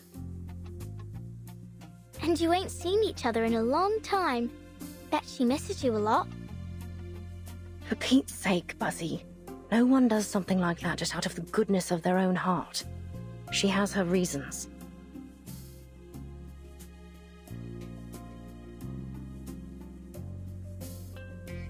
Charlotte, you know she's right. I have missed you. I want to see you. But if you really want to know the reason, I want to challenge you again. The question is, do you?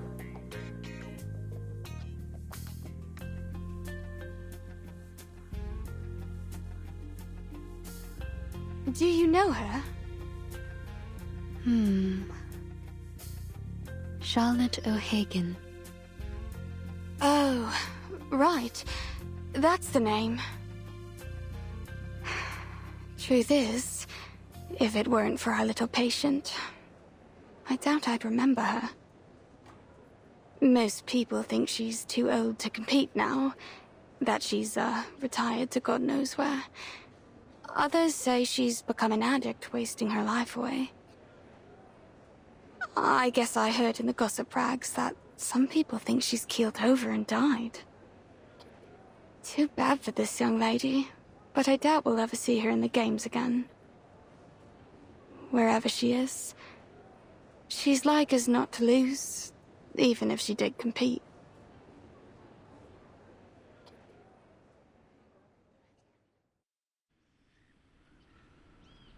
You just want to announce to the world you've beat me, eh? Think that'll be your fair challenge, do you? Perhaps you ought to find someone a little more your speed. Someone who's still in one piece.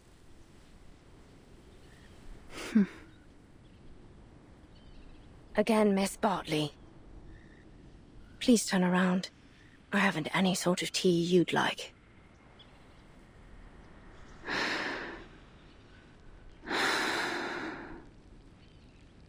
You have changed, haven't you, Charlotte?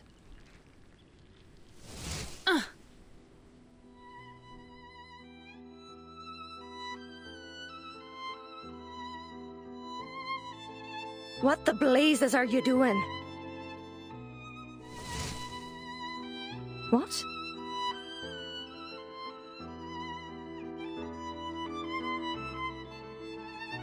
You just said you don't have any tea I'd like.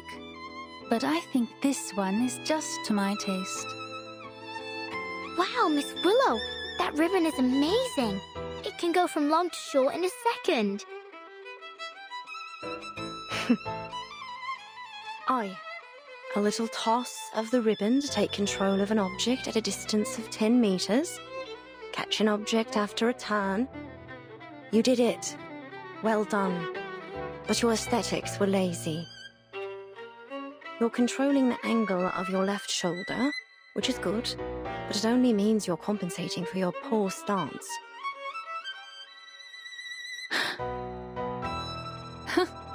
What then? Are you expecting me to say thank you? No need. Thank yourself for all that hard practice you must have done over all those years. You're almost good enough now. Almost. Keep the cup. Let's go back to our timing, Flutterpage. All right. Goodbye, Miss Swan.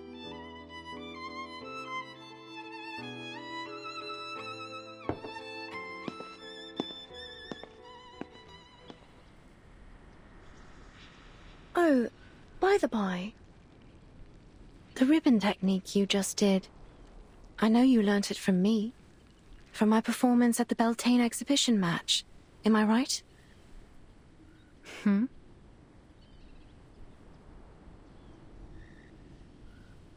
Excuse me? Each and every move, you copied it from my routine, right down to the ribbon. What? Miss Swan, your face is all red, like my daddy's face when he reads a funny joke in his punch books. Me? Learnt from you? You were taunting me right in front of my face, with my own routine. The very innovator that made it. I suppose it was just an attempt to win my approval, was it? You really think that, don't you? But I'm afraid you're not different than when we last competed, Caroline. Aye, you're diligent, but you were never graceful enough. That's what holds you back from glory in the floor ritual. Your aesthetic sensibility, it's all you've ever needed. But you still don't have it, do you now?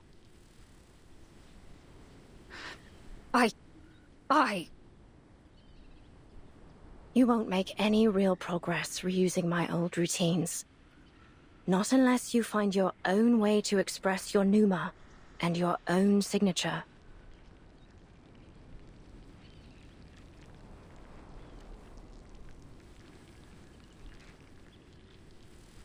You really are full of yourself, aren't you, Charlotte?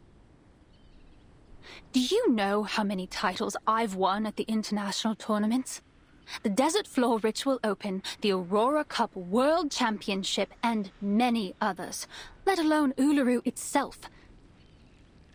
The name Caroline Bartley has long surpassed yours. I am the uncontested top seed in these games. The records of my skills, my own skills, are in the training manuals for new witches. Do you even know anything about the state of the competition these days? The rules and scoring systems are entirely different and higher in every way. The limits you once broke through are now considered standard for beginners. Ha! But indeed, I learnt it all from you. Face it, you've been left behind. You're no longer the model of perfection. You're just a shooting star that shined too briefly but eventually fell away. I am the rising sun. My name will be eternal in this sport, long after yours is forgotten.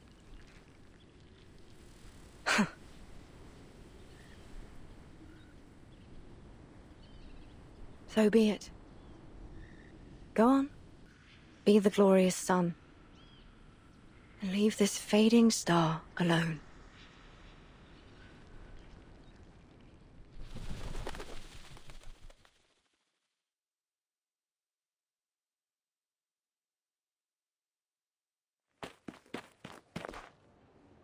Aunt Martha! Lisa, you're back. We were just talking about you. About me? What about me? About your dream and your favorite competitor. Oh. Oh, you mean Charlotte O'Hagan? Yes, That's great, but Mr. Fogg needs us for a project. He says we can still have the games if we all work together. Then maybe everyone will be able to attend the qualifiers. Maybe even Charlotte O'Hagan. A project? What sort of project?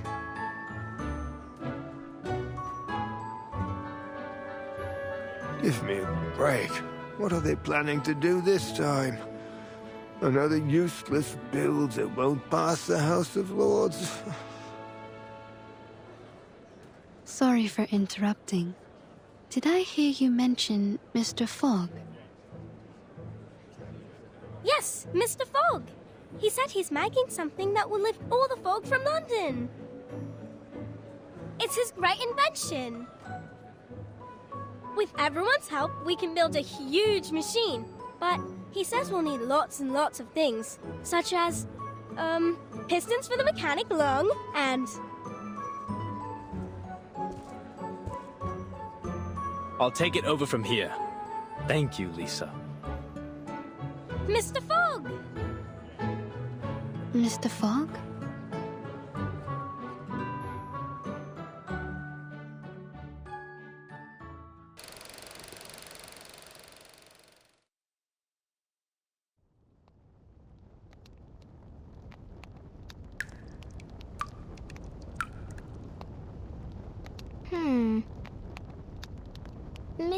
Hello. I think the water's been shut off. I opened it all the way, but nothing's coming out.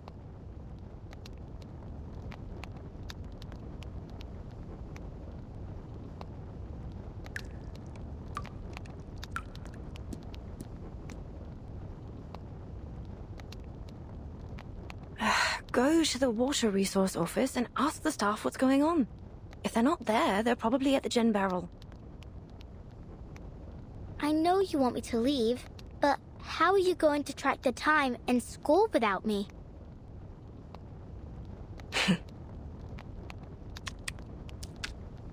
With a heart that's pure and a body lean, to the hunt I go through forest green.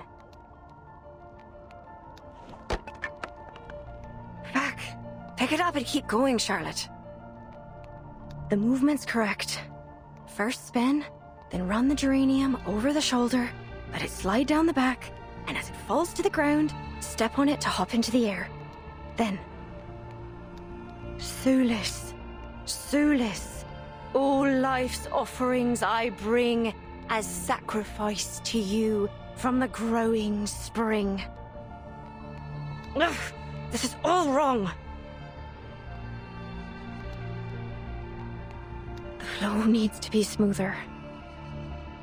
All right, let's try this again. The sprouting light within the world's egg lays.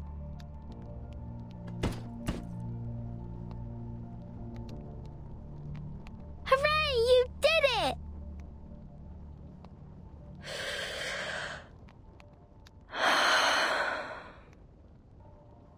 This element requires a 720-degree turn. I haven't even made it to 600. Oh. Once more from the beginning. Your endless quest brings parents joyful days.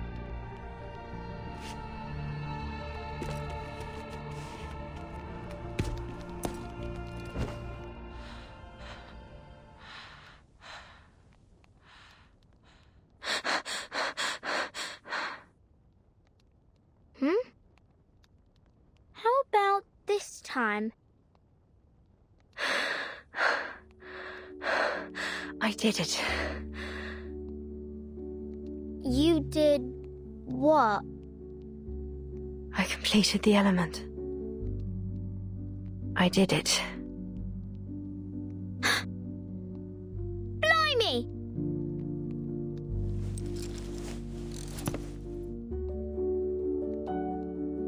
So you mean you did that move you've always talked about? A 2.5 turn with free leg backwards and upwards, wand throw and catch. Does that mean you can complete the ritual too? Yes.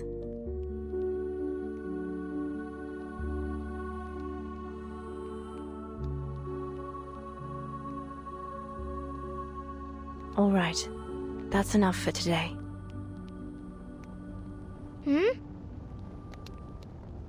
It's supper time. Your mother must be waiting for you to come home with beef stew, fried fish, and bread. But why? You usually train for about 3 more hours. Not today. I need a break. I'm totally exhausted.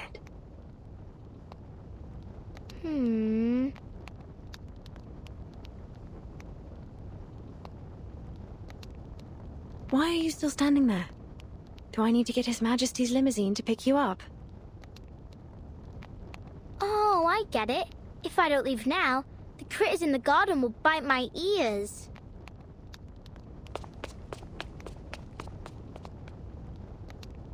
Good. I won't see you off.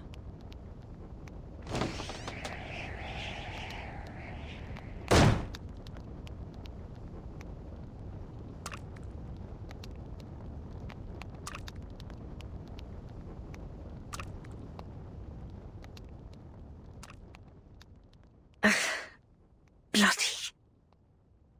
You filthy little stain. never gave you permission to stick to my cauldron.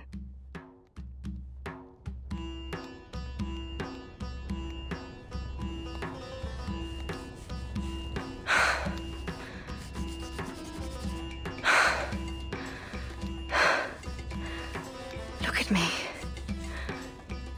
I've a whole sink of dishes that haven't been washed. And here I am, fighting a little stain on a cauldron.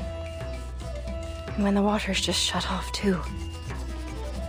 I did ask Buzzy to visit the Water Resource Office. Hopefully it didn't slip her mind. If she even knows how to use it. Never mind. I can clean it off without water.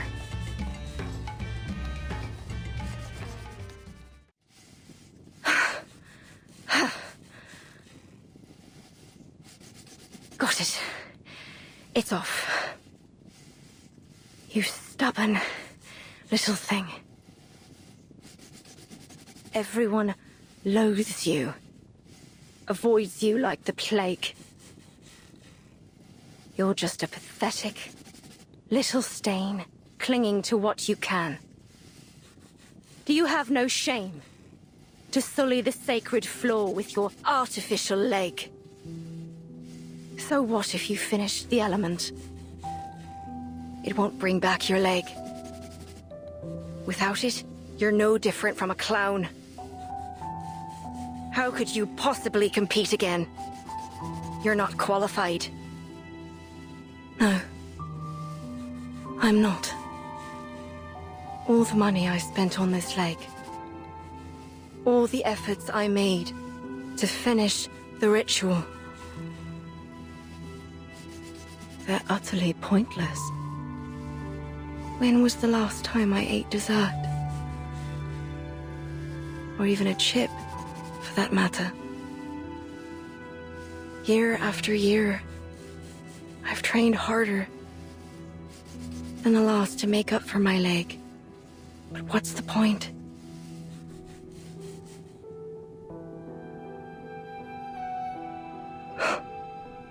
Forget it.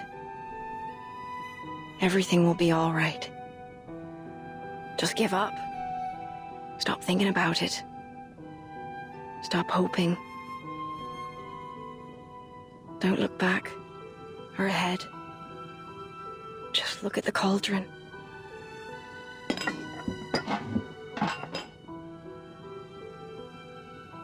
See how clean it is now? Stop clinging to places where you don't belong. The world is perfect without you.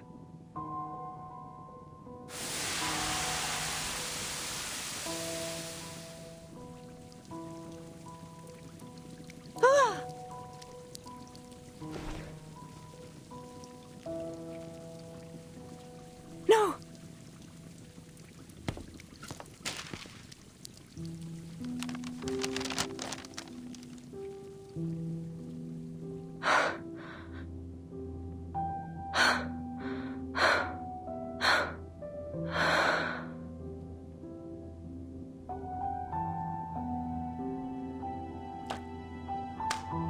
Still intact.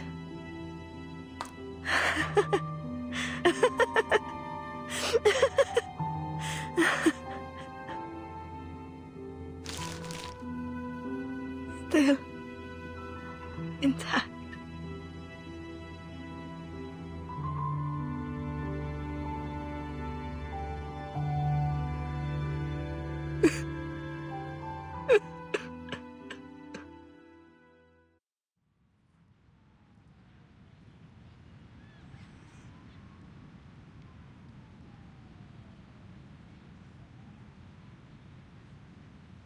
Hey!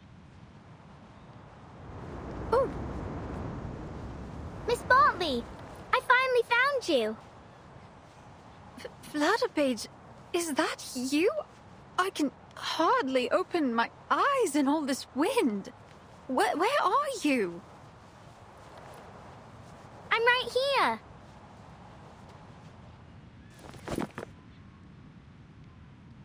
You've been looking for me, have you? How did you find me? I knew where you were staying in London, but you wasn't there when I arrived. Then, the landlady Erica told me to try the training field. Looks like she was right. She was. I've been training here every day. You know, to settle in before the event. Good luck, then. Actually, I've come here to deliver a very important and urgent letter to you. Here. A letter of challenge?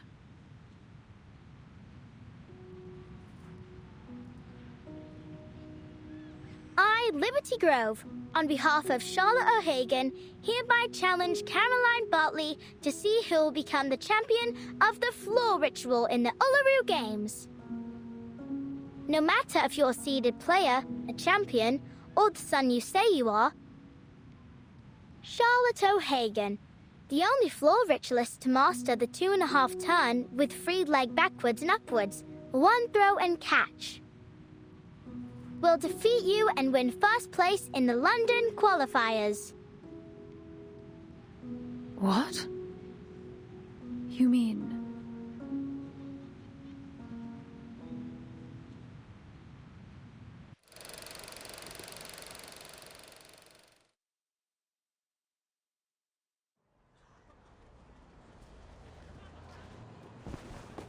Out of the way! Out of the way! I found the perfect component for Mr. Fogg's machine!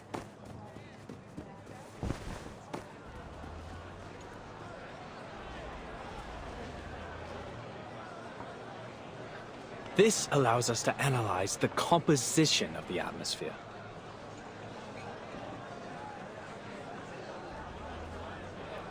If the color of the filter paper meets that of the pollution standard, it will determine that the air is polluted and start working automatically. Let me show you.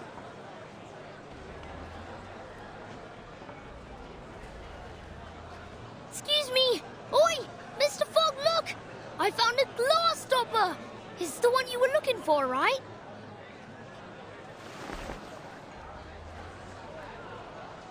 Oh, you found it. Yes, that's exactly what I need.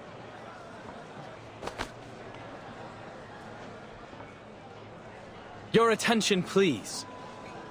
This glass stopper is one of the core components of this machine, which can harness the power of the sun to purify the air.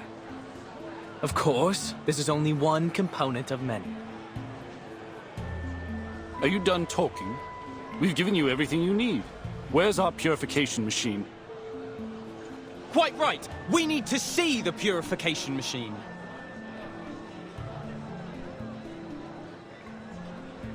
No need to worry, folks. Believe me, there is no one who wants this purification machine to work more than I. So, I've been doing some experiments.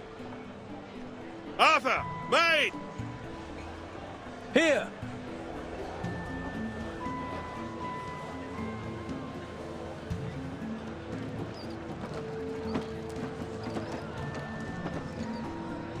Forgive me for not helping move it. I'm afraid I'm handless and horseless. I can't do a thing. What the bloody hell is that? Some kind of mechanical freak? Not to worry, Brimley. Now, folks, take a look at this. Thanks to your generous donations, my experiments on smog removal have finally come to fruition. Introducing the London Air Pollution Auto-Detecting Purifier Mark II. A high-power, multifunctional air cleaning machine. The current model can only operate for 3 hours at a time. But I'll continue to improve its performance before the qualifiers begin. It's estimated to last a whole day by then. Wonderful! Simply wonderful! No more smog standing in our way! Goodness, I can't remember the last time I saw the sun and breathed fresh air. I feel as though I've been rotting.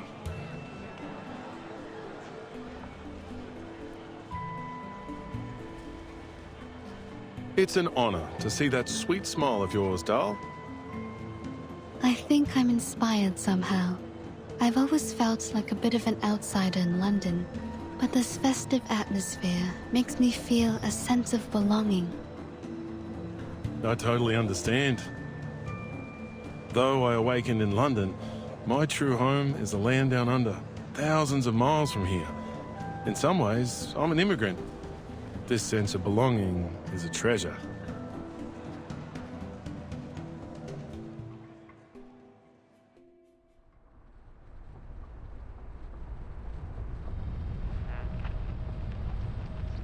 Yes, as an East London resident, my chest swelled with pride when I learned that the Uluru qualifiers would be held here. I couldn't wait to see what would happen.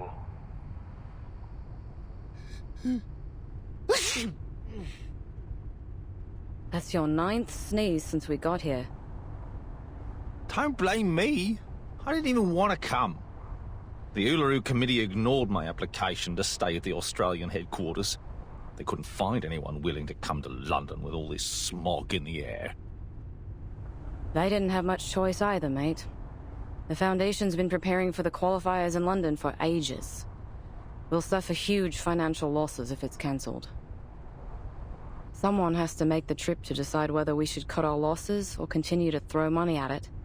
You must have done something to be the lucky one who has to do the job.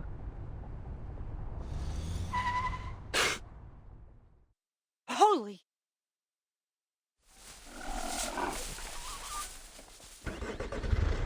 I do apologise. These little monsters are all over the streets these days. He sounds so calm. You'd think he was just talking about stray cats. You have to admire the stoicism of the Brits, especially in the face of all this. Honestly, this environment's totally unsuitable for any kind of outdoor activity. Hey,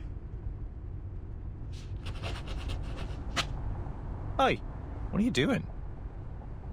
Making note of the crash that almost happened. These records will be used to decide if the qualifier should be cancelled. Someone has to be the doer, since we already have a whiner on the team, eh?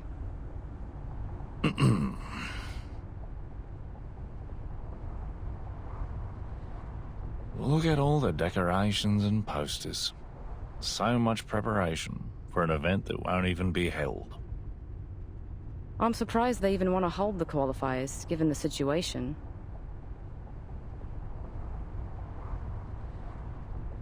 Anyway, let's make it quick and get this job over with. Let me see. We need 2 things. Evidence that proves the environment isn't suitable for holding the qualifiers, and the profiles of all the participating athletes. Then we can go home. Next, the changes made to Cross Street. Let's see what the local community has done to prepare for the upcoming event.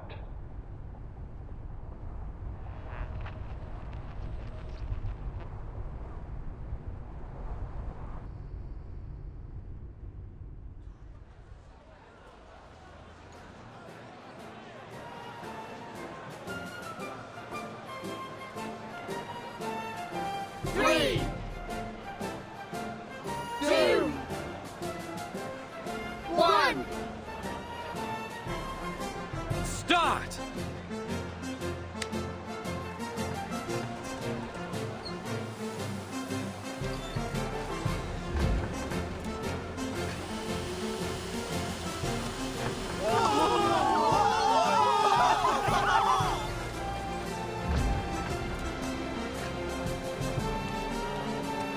Wow! Look, Dad! Are those clouds in the sky? They're so white and fluffy. Yes, so fresh. I've never felt anything like it. Hey, I can even see Keaton's store 50 yards from here. Hello! See, Keaton's waving back!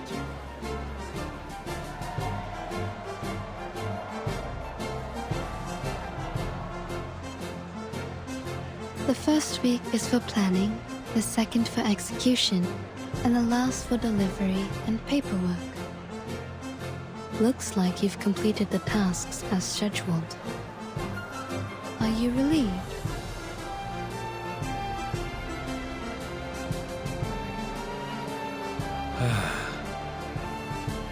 Miss Tooth Fairy. The sun is so golden and warm. Don't mind him. He's all over the place after working non-stop for the last few weeks. He's just trying to say he's happy, that's all. What about you? How do you feel? Me? The ranger soul inside me has always wanted to gallop beneath the blazing sun. Yahoo!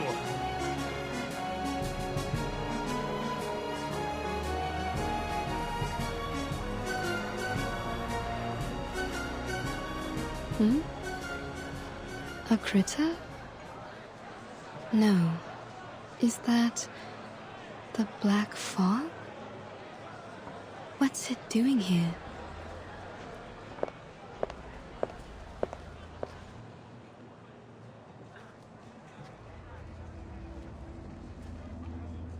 I thought the black fog was a result of the increased density of regular smog in the air, but it seems I was wrong.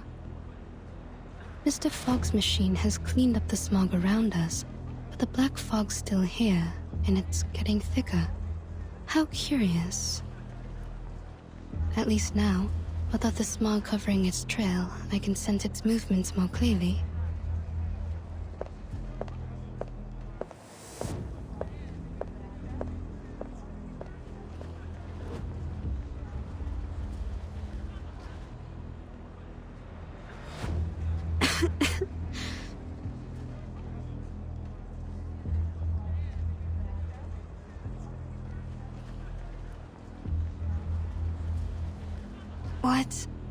What's that?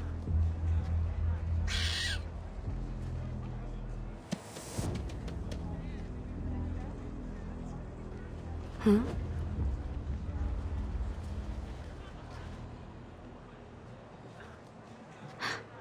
The smog's back.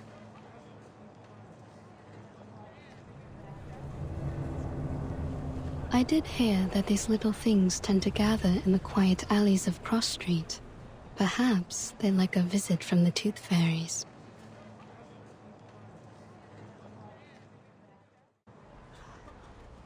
Slipped away at the first opportunity.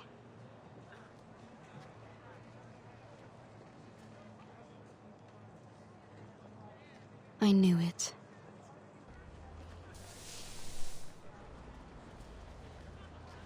But what exactly was it?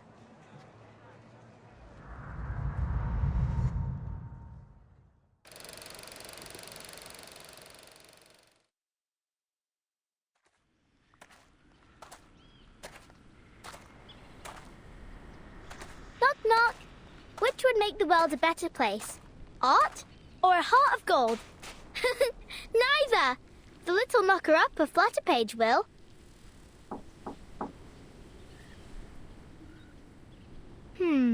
Where's Miss Willow? She should be warming up by now.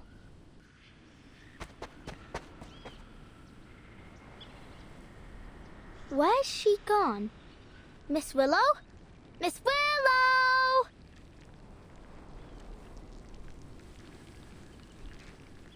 Knock, knock.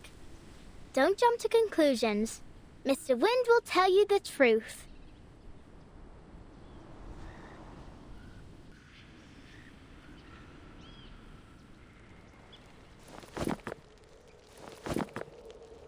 Knock, knock. I'll open all the windows and doors, and all the treasure chests too. Miss Willow? Miss Willow? Miss Willow? What are you doing over there?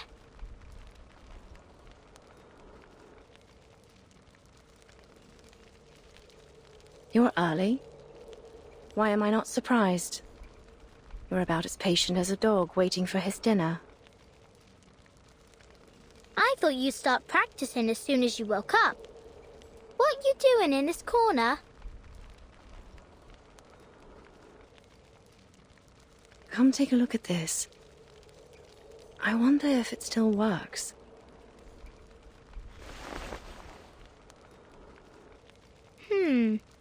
What a strange thing. What is it? It's a sort of instrument called the didgeridoo. Come give it a try. First, Put your hand on it like this.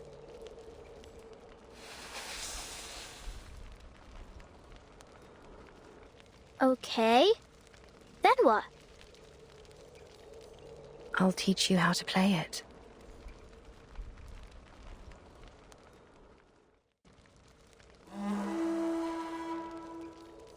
It's beautiful. Like raindrops pattering on tree leaves. Hmm.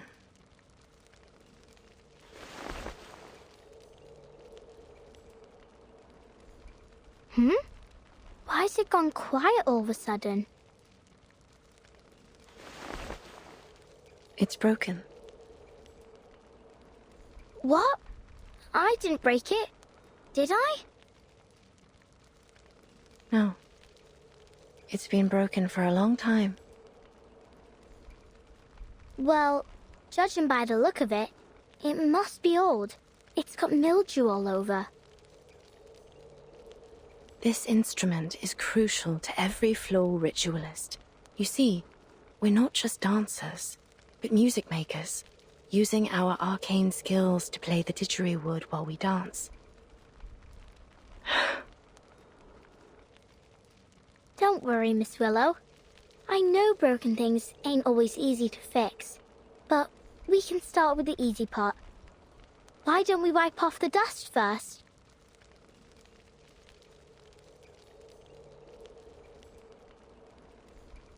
Huh? Is this the athlete registration form for the qualifiers? Oh.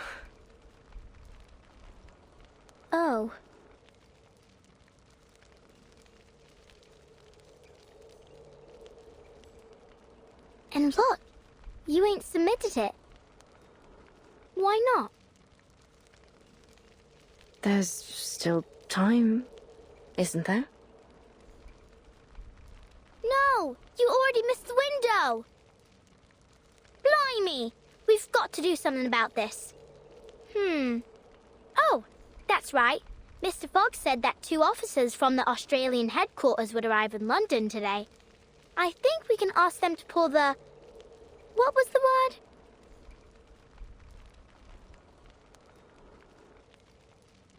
Anyway, we need to get a move on. I'll pull you up.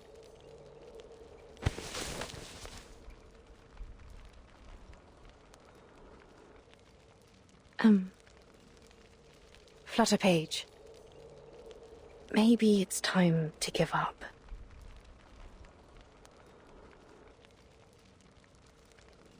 Give up?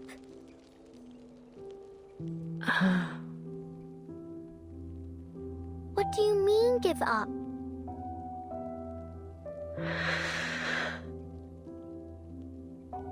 I don't understand.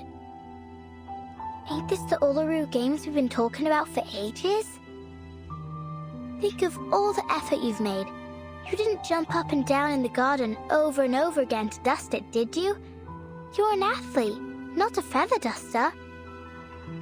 And you finished that move!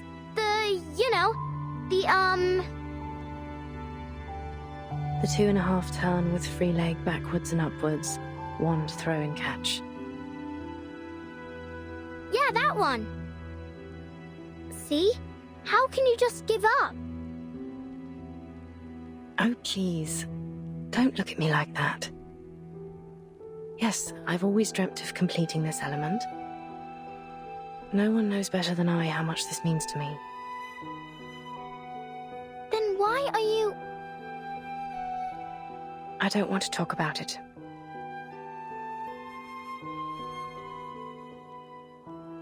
You should leave. I need to see what I can do to fix the didgeridoo. Don't forget to close the door behind you.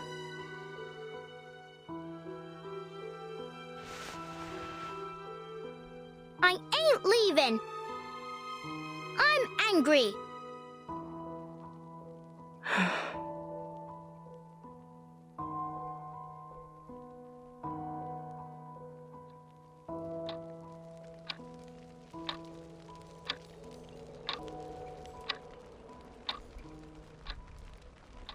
Don't be upset. It's not that serious.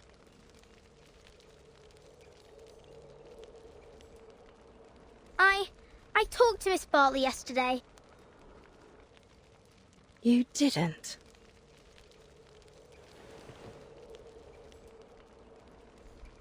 Yeah, I challenged her on your behalf with a letter. She only visited me so she could show off all the titles she's won. She's not the first to come just to laugh in my face. That ain't true. Caroline was happy when she got the letter. What?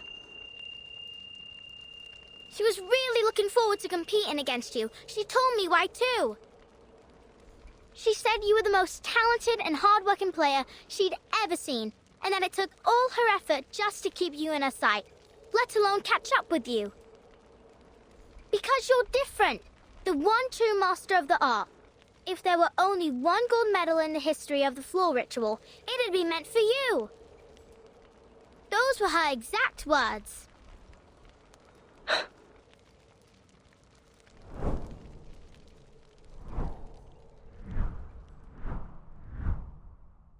I only chose to become a floor ritualist because I had a talent for it. I wanted to win.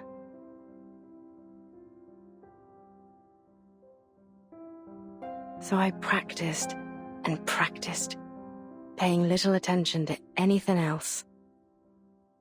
My family, my friends, my life. None of it mattered more than victory. To me, there was no reward more alluring than the euphoria of winning. But whenever I looked back at my past glories, I felt no happiness or excitement. Instead, I'd replay every moment in my mind. Every lost point, every imperfect movement, and think about how close I was to failure. So I pursued the next victory even more fervently. I thought, next time, I won't lose a single point. Next time, I'll be perfect. That was what was running through my mind when I was crowned champion of the Beltane. But there was no next time. That was my last competition.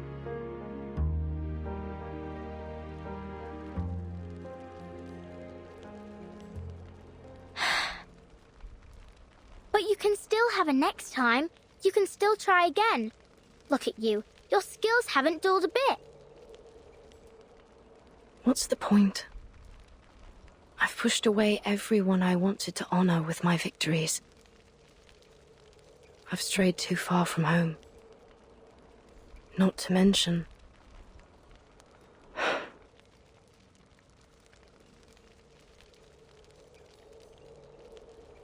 Okay, but are you happy when you do the floor ritual?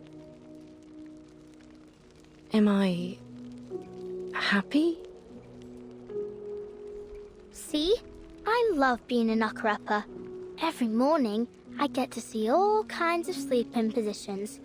Some people cuddle, others curl up in a ball, and some ain't even in bed at all. I like watching them wake up too, like newborn kittens learning to crawl. And finally, when they completely open their eyes and stand on their feet, I feel a gust of fresh wind rushing out the window. It makes me happy. So what about you? Does the floor ritual make you happy? I don't know. The only thing that comes to mind is that after a game, me mam would take me to the old cake shop down the road and buy me a cheesecake. The same one every time. That was the only time I'd allow myself to eat dessert.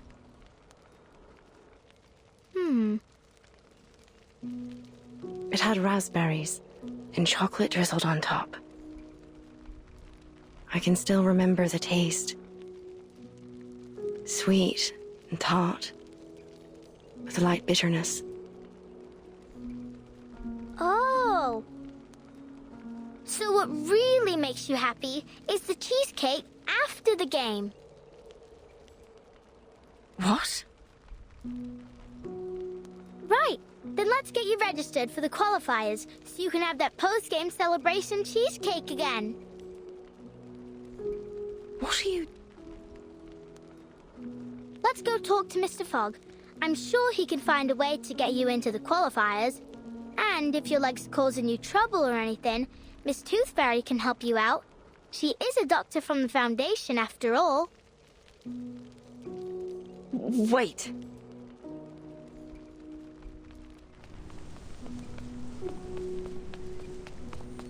Don't you want to eat that cheesecake?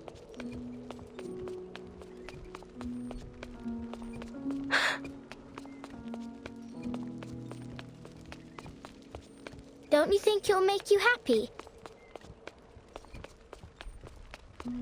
That cheesecake.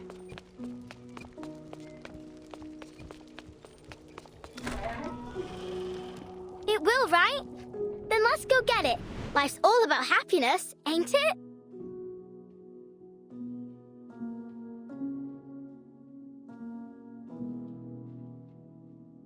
You... silly little Buzzy.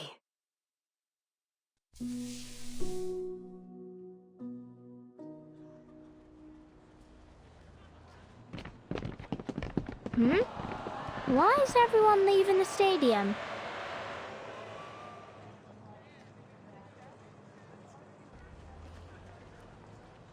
Oi, where are you all going? Home. Home? Why? Mr. Fogg's holding the ribbon cutting ceremony for his machine in the stadium. Why ain't you going there? It ain't happening. Pardon? I said it ain't happening. The ceremony. The Foundation officers cancelled the qualifiers. Mr. Fogg's so-called biggest air purifier ever doesn't work.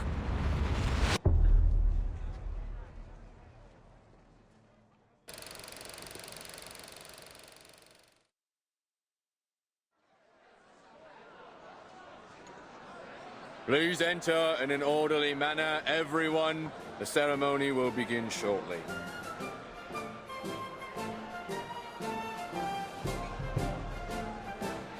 Freddy, can you see Mr. Fogg? I can't see a thing past all these people. You brought the telescope, didn't you, Dad? Maybe I can see if I look through it. Good idea. Here, take the telescope and get on my shoulders. Hold on tight, you hear? This crowd's rabid. All this pushing and shoving just to take a look at a machine. Then again, the most exciting thing we've had around here as of late is the rats fighting in the underground. I see him, Dad. I see Mr. Fogg. What's he doing? Blimey! He's smacking the machine. It's really strange looking. About half the height of Mr. Fogg and connected to a very long tube in a massive funnel. Oh! What's that? Right there inside the machine, there's a huge mechanical organ or something. Like a lung. Oh, sod it. Hold tight, Freddy. Dad's going to squeeze his way to the front. All right, I can see them now. I don't recognize those two in uniform. Are they the officers sent from the Foundation headquarters in Australia? That's what I heard. The Uluru Committee sent them here to supervise the qualifiers, and they'll report the results back to their headquarters too. Ah, so it's down to them whether our athletes make it to the finals in Australia or not. I'm counting on them. Oh, please, Will. It's the players that you should count on, not the judges. Well, I hope they like Caroline as much as I do. Look, Dad! Mr. Fogg's about to give a demonstration of his purifier to the officers! I heard that it can filter out the smog within 10 yards of itself, and it only takes one night to process the waste. The qualifiers will only last 2 weeks, so it should manage splendidly. It's working! It's working! Blimey, it's powerful. It's gulping down the smog faster than a builder downs a pint in the pub. I wonder how it works. It's a miracle that a mechanical lung of this size can purify so much air without letting out any waste. The smog's getting thinner. I can see more clearly now. Look, it's even purifying the smog all the way out there. I dare say the ivy on my balcony will be enjoying fresh air within the hour. Mr. Fogg's smiling, Dad. Ain't that great? It is. We ain't seen him smile for ages. The hat looks happy too. It's dancing. Is he doing that Australian Ranger dance again? Oh, look at the expression on those Foundation officers' faces. They don't look happy or mad. Is something wrong? Whoa! What's going on? The machine's shaking like hell. What's that sound? Some kind of alarm? Oh, Christ! Cover your ears, Freddy. That howling will make you deaf. What in the bloody hell is going on?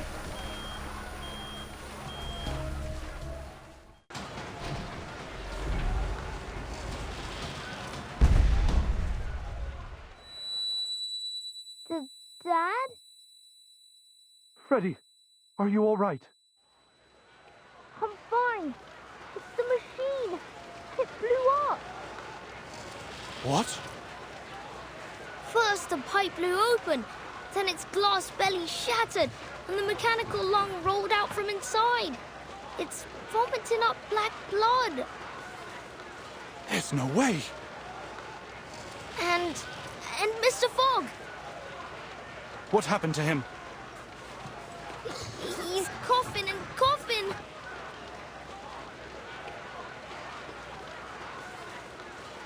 3.5 minutes. Well, I guess neither one of us won that bet. It didn't even last half as long as I predicted. Don't be cruel, Gregory. We didn't come all this way just to laugh at these poor people. But they did do even worse than predicted. That's a fact, isn't it? And it proves that the London Climate Management Agency is nothing but a joke. Listen, Gregory. I know you must be exhausted from the long journey and your constant sneezing, but you can't say that to their faces. Let's just do our job and give them the news. What news?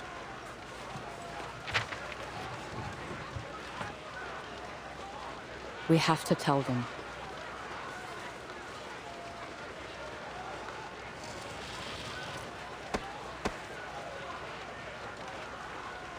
Mr. Fogg? Mr. Fogg?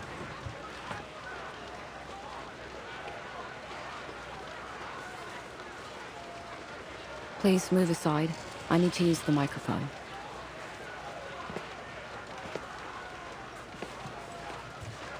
Oi, miss.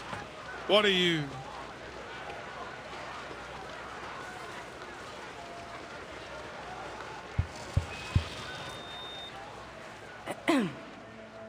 Ladies and gentlemen, thank you all for coming to the ceremony today.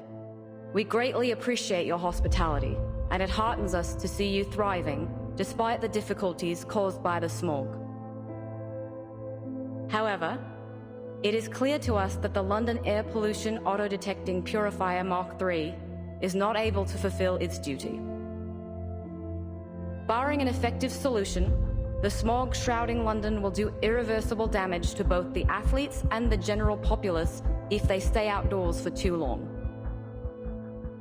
In light of this, and after much consideration, the Uluru International Committee has decided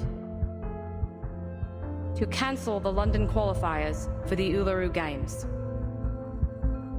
We will announce arrangements for the affected players once internal discussions are over.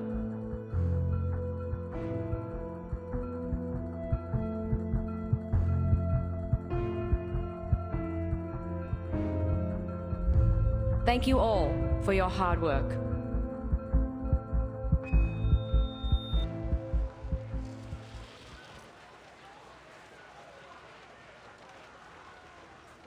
What? Are you saying that the London qualifiers have been cancelled? I'm afraid so. I wasn't there, but Mr. Brimley told me what happened in the stadium. Mr. Fogg has locked himself in his office. He's refusing to speak to anyone. It seems there's nothing we can do about it.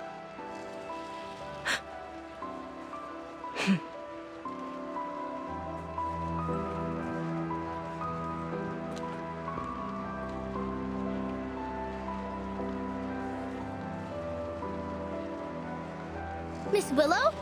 Where are you going? Miss Willow! Miss Willow!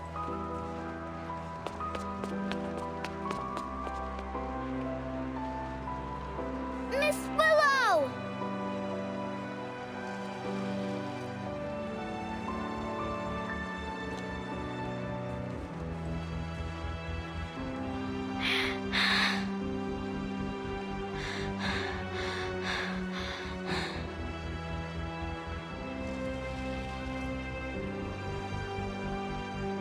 Miss Tooth Fairy. Why?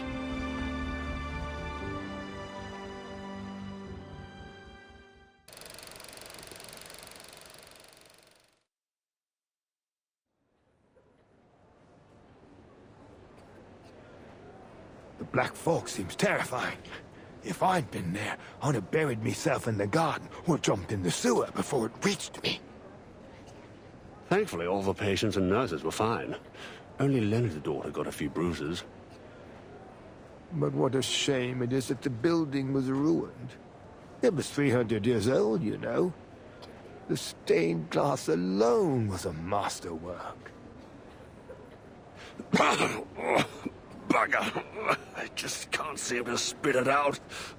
I feel like my chest's on fire. Take this medicine 3 times a day, and you'll feel better tomorrow.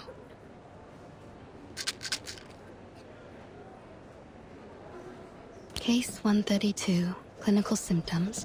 Burning sensation in chest, blackening of ears. Quite different from a regular tuberculosis patient. Maybe this is a different disease altogether. Damn this Black Fog. Qualifiers are cancelled, fairs closed down. Even Cross Street's been cordoned off. To see the posters of the athletes all covered up with fires, it's utterly hopeless. Workers are striking again, just like the old days. They seem to be the only ones who dare to go outdoors. Although, since so many have lost their jobs, I suppose they don't have any reason to go out anymore. What are you doing, Miss Tooth Fairy? Collecting saliva samples to put in petri dishes. I want to see what will grow. The sample I collected 2 days ago has already grown something unusual. Something unusual? A ball of black fog, weaker than the one I met in the alley. Its existence is unstable. Its form changes daily. It doesn't appear to have any self-consciousness, but that critter in the alley was definitely intelligent. Huh, this thing. It looks like the illustration in the old book I read to me son. I can't quite remember the title, but it does mention a creature like this. A creature like this? Oi, Miss Tooth Fairy!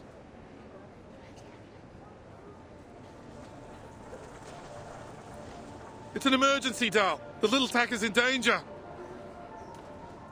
Please, Mr. Hat, keep your voice down in the hospital. The patients need to rest. Sorry about that, but this can't wait. Miss Tooth Fairy, they said a girl's climbed to the top of the old bell tower, and she's planning to jump off. A girl? You mean... Yeah, flutter page. No normal girl could climb all the way up there.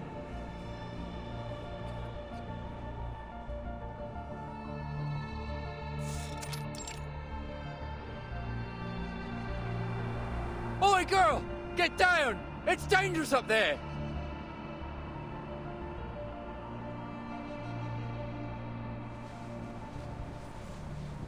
Knock, knock. The little knocker-upper loves hanging sheets. Every one of them brings back a sweet memory.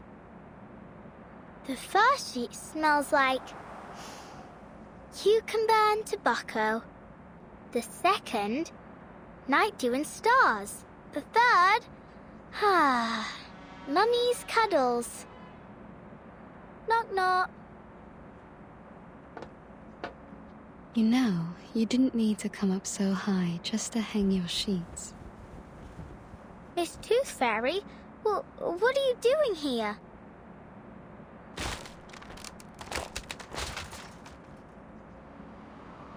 I wanted to ask you the same thing. I'm having some quiet time in my secret base. Off you pop. We'll meet up later.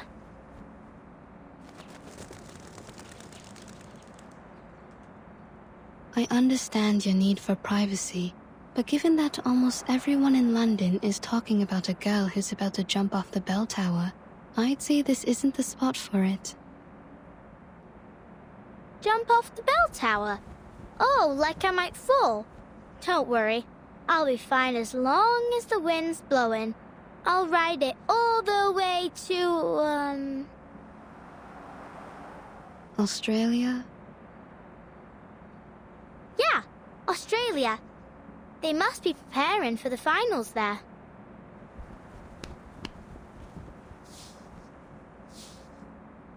Come here, Miss Tooth Fairy. Have a seat.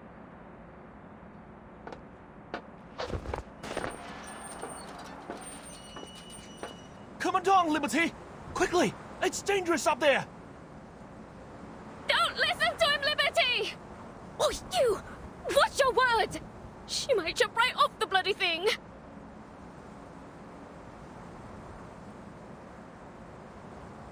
Why?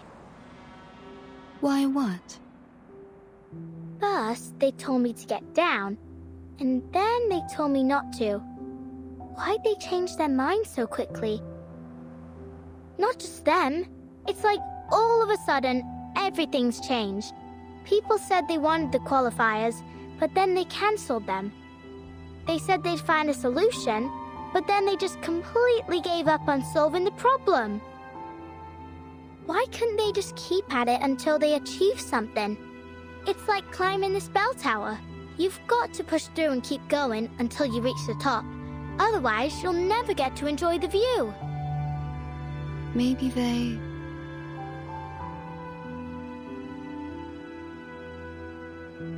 Well, I don't know. Miss Tooth Fairy, I think I did something wrong.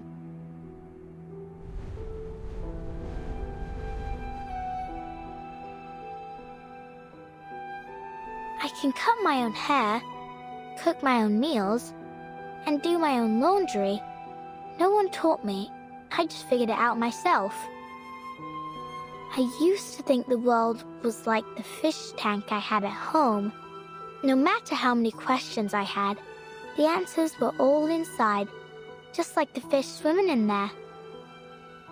I was patient too. I'd take the fish one by one and carefully look them over. And I wouldn't stop until I checked every scale. Yep, every single one. Well, unless Mum and Dad scolded me. Actually, sometimes I couldn't figure out why they hit me. I just had a lot of questions, and I wanted to know the answers. Anyway, now I've learned the truth about the world. It's different from what I imagined. I thought it was a round tank, but it was actually square. I thought there were goldfish swimming inside, but actually there were pinching crabs and chomping sharks. Sometimes even just pieces of rubbish. The ground tank only existed in my mind, and all the answers I found were nothing. Just my imagination. And what's worse is that I hurt others with my imaginary answers. You mean Miss O'Hagan? I let her down.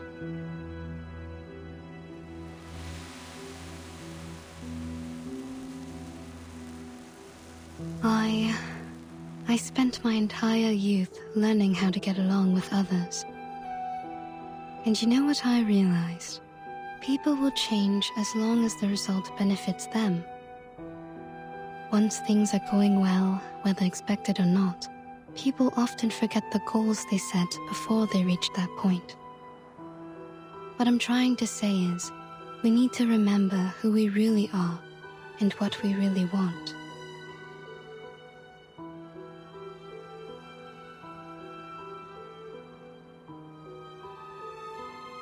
Miss Willow must have known what she really wanted. Otherwise, she wouldn't have become the youngest floor ritual record holder of the century.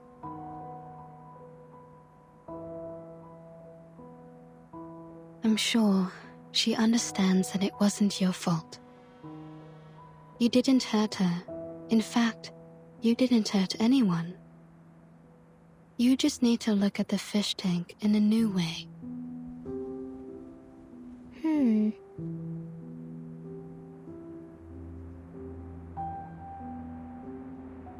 Ugh. It hurts.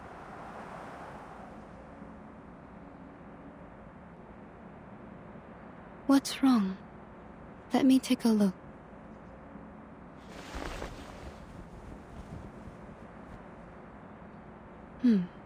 You're losing a tooth. A new tooth is pushing out the old one. A new tooth? But I've already lost all my baby teeth. Open your mouth. Don't worry, it won't hurt. Oh, ouch! It's out. Look.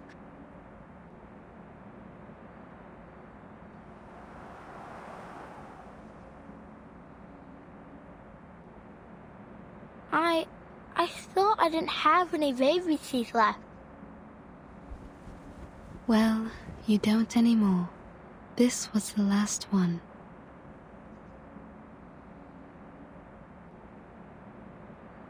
Ew, it stinks. It does. I suppose I'll keep this then.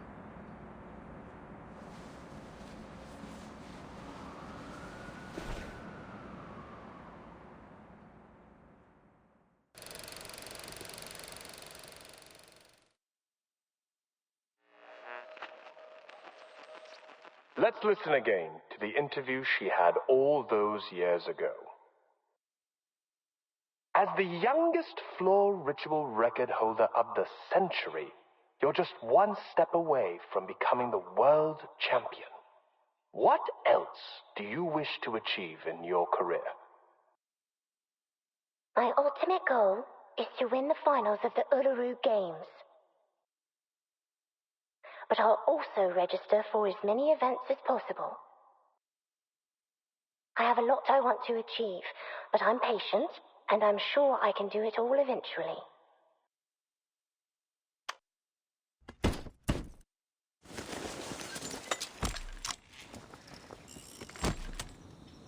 Now, old friend.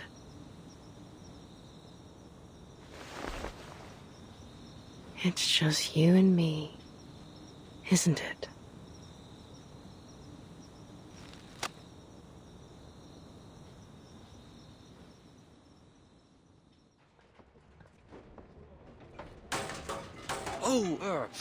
Careful with the scaffolding, fellas. You wouldn't want it to fall on your feet. You'll be hobbling about for months.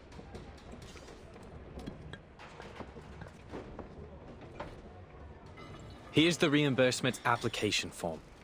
Just fill in the numbers and give me the receipt for the materials. I'll contact the Uluru Committee for your compensation.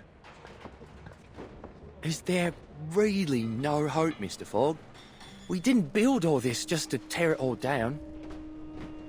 I'm sorry. To be honest, we'd rather not do this, even if we're getting paid for it. We were over the moon when we got this job. I mean, just look at this place. The huge billboards and that lovely stage background. How could we not be? It's been yonks since we last had an event like this. And who knows when we'll have another? Is there really nothing we can do? Excuse me,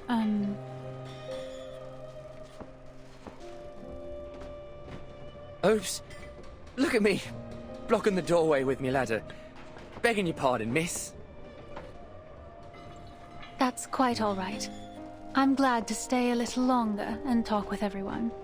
None of us want to leave, actually. How sad. But it's true. Who'd want to leave after all the trouble we've gone to? Miss Bartley, I must say, I didn't expect to see you here after all the qualifiers were cancelled. Hello, Mr. Fogg. I'm glad to see you back on your feet. Well, I can't wallow all day. There's a lot of cleaning up to do. And someone has to do it. How about you, Miss Bartley? Will you be leaving shortly? Yes. I suppose I'll go home and wait to hear the arrangements the committee's come up with.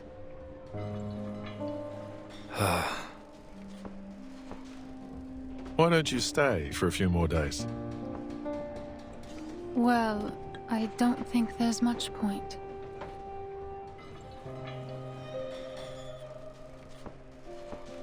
In fact, I'm the #1 seed this year, so I don't even have to participate in the qualifiers to advance in the finals. It's a new system they introduced to get a step closer to the standardization of human sporting events. I only joined because I couldn't pass up the opportunity to compete in my hometown. This was going to be the last competition of my career.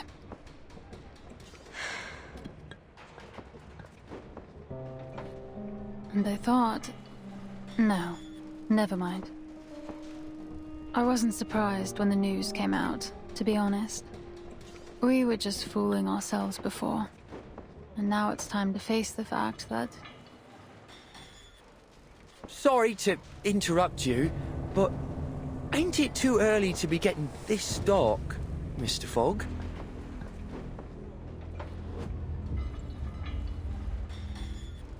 Crikey. What time is it, mate? I don't have to look at my watch to know it isn't night yet. Then what's going on?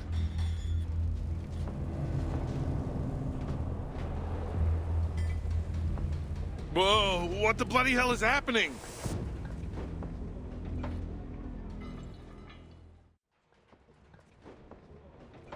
Are you all right?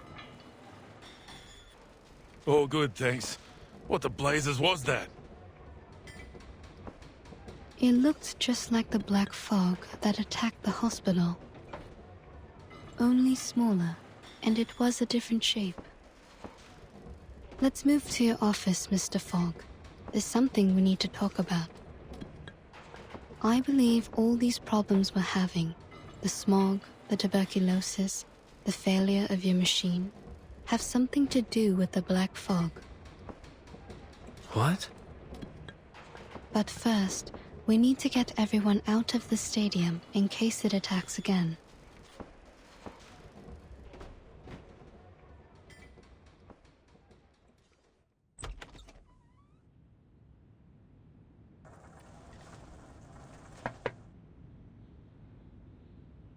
Leave it be.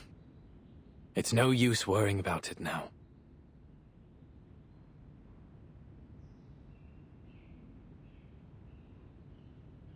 You pushed it too hard, mate. Don't be too hard on yourself, Mr. Fogg. The fact that you made something that worked at all, in just a matter of weeks, is an achievement in itself. I appreciate it, Miss Tooth Fairy. I know it doesn't make any sense to keep it around after it failed so spectacularly. But I just...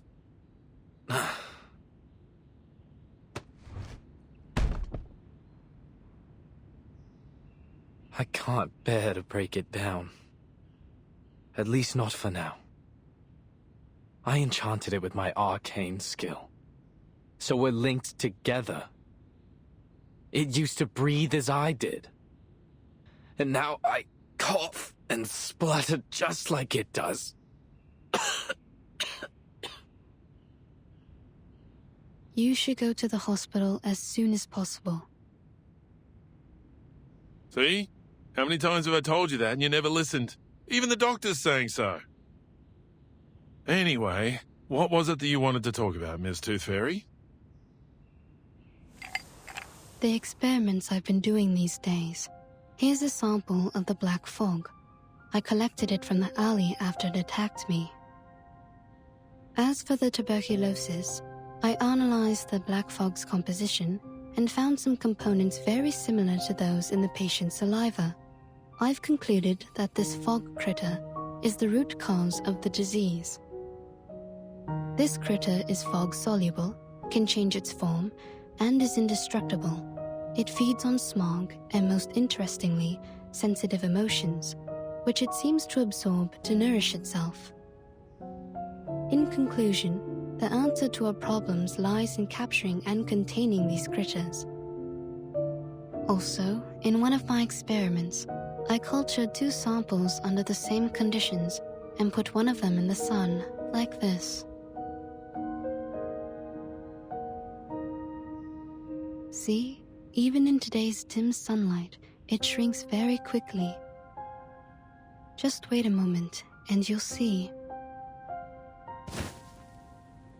Its true being. Sunlight is their weakness. That's why you never see them in areas with clear skies.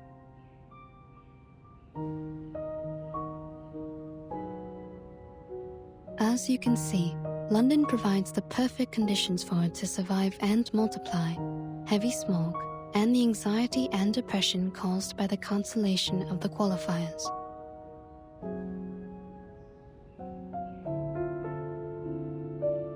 I do believe you're right. But it won't be easy to capture these things. No, definitely not. I'm still trying to figure that one out. We may be able to lure them into a trap, but we need to make a specific plan so that the process is controllable and the results predictable. A specific plan? The only plan I can think of is to pray to God. Some people may seek answers from the divine, but whether that works or not is another matter. Oi!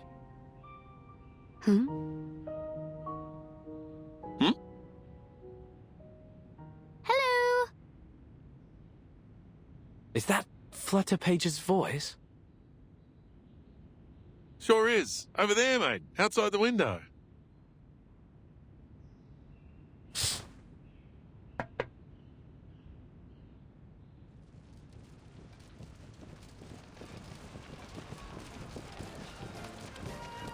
Miss Tooth Fairy, Mr. Fogg, Mr. Brimley, would you like to join us? What?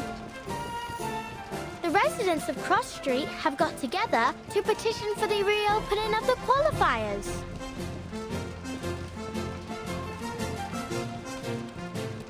Hi folks, how about this iron? It's a family heirloom, but it'll be perfect for the floating stock fling. And I'll be the stopwatch. I'm an excellent timekeeper. I can keep time down to the millisecond. We also need a fair judge, right? Then I'll put myself forward. Everyone on Cross Street knows I'm an excellent mediator. Everyone's brought things from their homes. Ladders, hanging rods, clotheslines, anything that might be useful. We're going to rebuild the stadium together. So, Will you join us? What? Are you serious? Struth! I don't know what to say. This is unbelievable.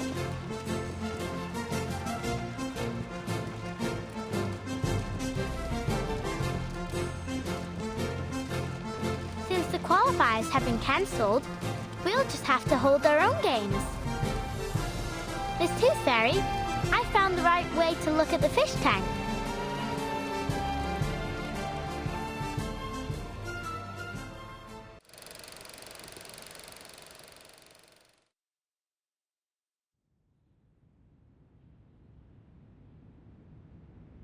So, you're going to join them? You know me. I'll always jump rim first into the unknown. But the Foundation's already pulled their funding. The workers are already awaiting their reimbursement. And some players have already left. How could we possibly hold it? Mate, listen up.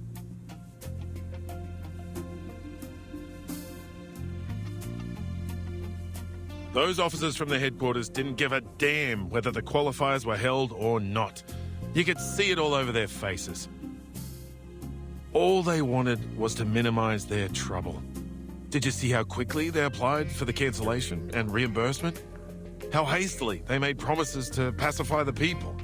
I've never seen anyone more ready to get things over with. Their job was done as soon as they got the player list. They'd probably already moved their attention to the qualifiers in other regions. After all, our qualifiers are no different from the others to them. But it means something to us, doesn't it?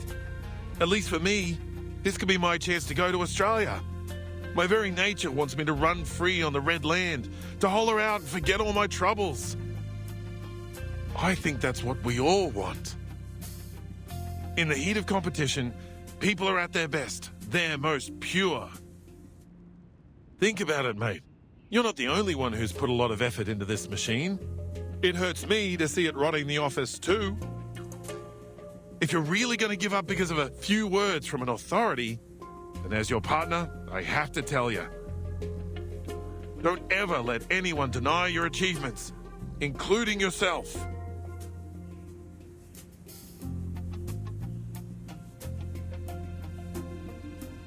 All right, calm down, old chap.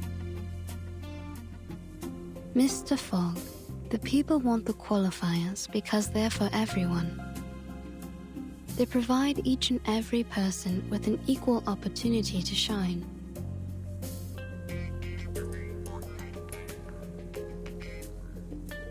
And that includes you and me. Although, for us, it'll be more like a battle to fight.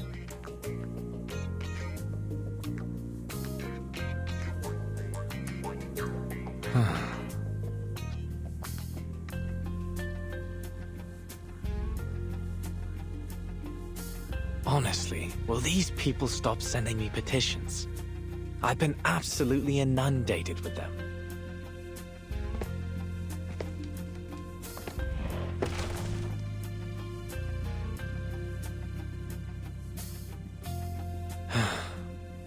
Fine.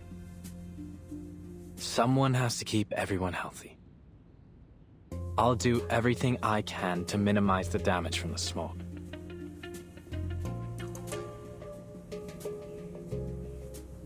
Don't worry.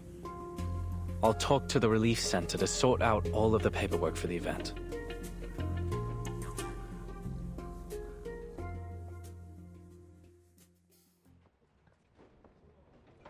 Here you are. This is yours. Please come here for a copy of the emergency guidebook if you don't have one.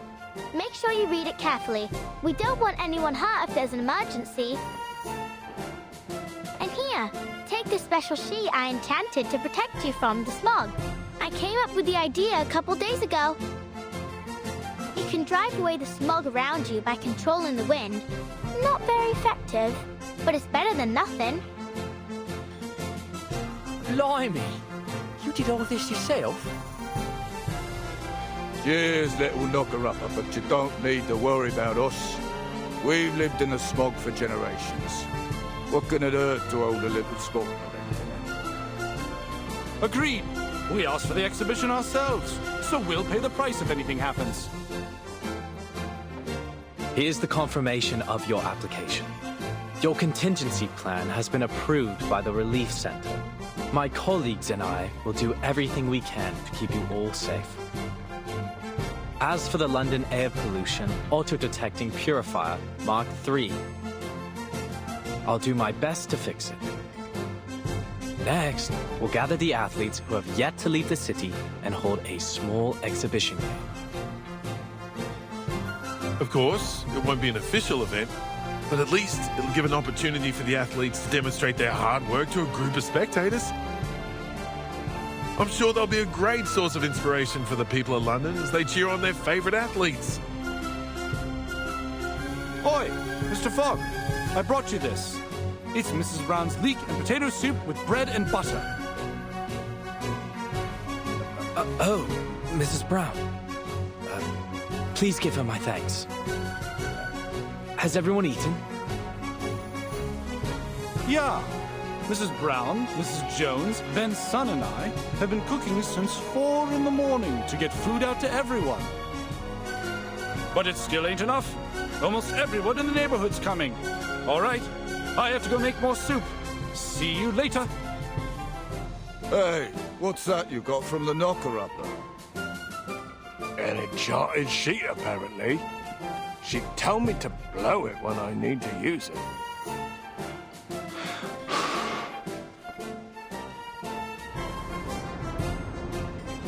Would you look at that?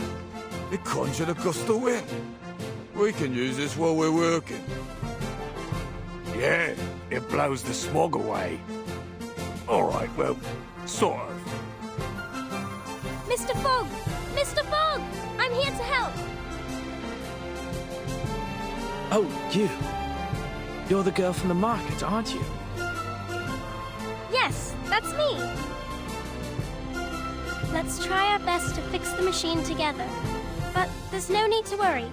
Mr. Fogg, we can still hold the exhibition even if we can't do it.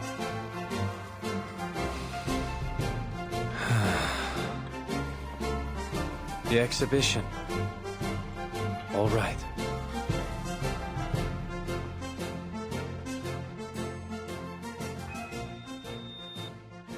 Next, introducing the London Uluru Exhibition Games. So far, 28 players have registered for the 6-day event, which will host one sport per day. All right, everyone, let's push together. 3, 2, 1. The residents of Cross Street have taken it upon themselves to rebuild the stadium. Hey, your painting's totally off theme. Look, mine's a mockingbird with a gold medal. It just won first place in the singing competition. The Uluru Games ain't got a singing competition.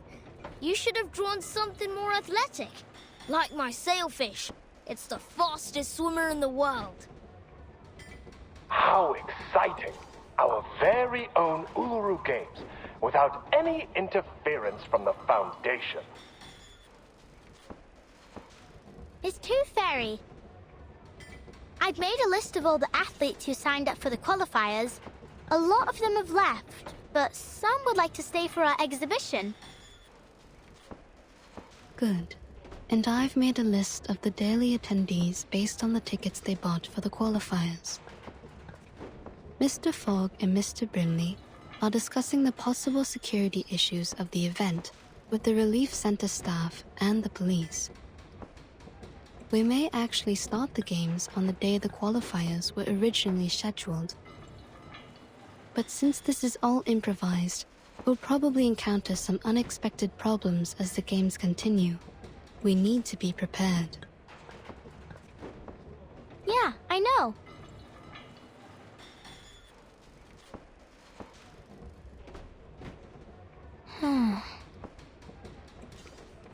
Thank you, Flutterpage.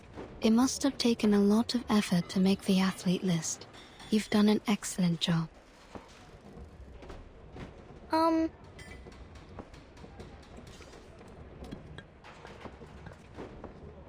So, You saw the whole athlete list. Did you see the name you were hoping for? Ah! How did you... Miss Tooth Fairy,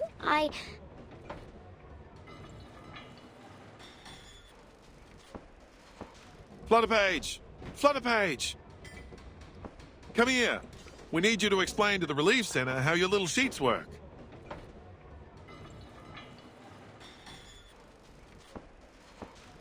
Just go.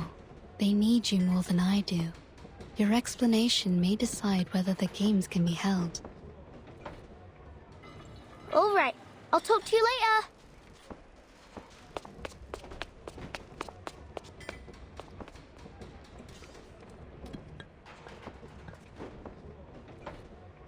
You've got yourself a new outfit. It looks great on you.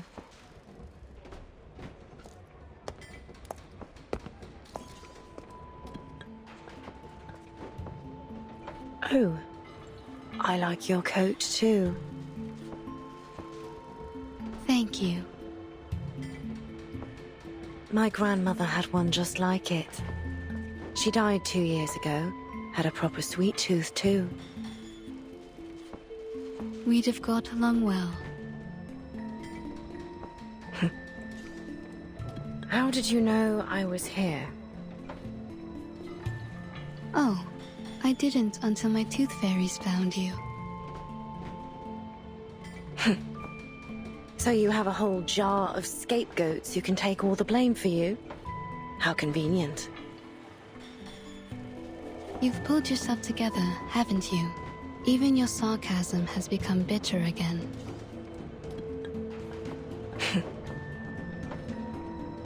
So, why are you here? Just getting some fresh air.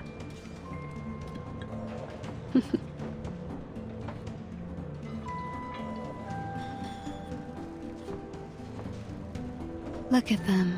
They're all so happy. What do you think? I've never seen such a rudimentary, disorderly, and poorly prepared event in my life. Well, of course, it's totally amateur. But it's built on enthusiasm and sportsmanship. Athletes will go head-to-head, spectators will cheer, and the stadium will be lit up by the energy they release together. It's imperfect, yes, but it's inclusive and unstoppable, and that's what makes it special.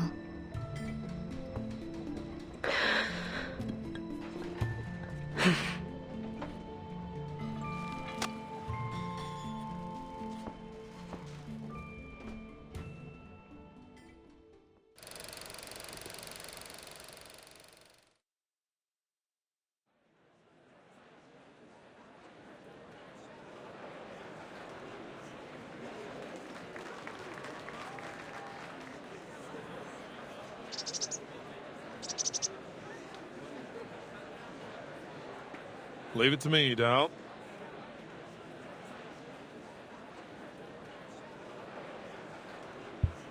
Testing, testing.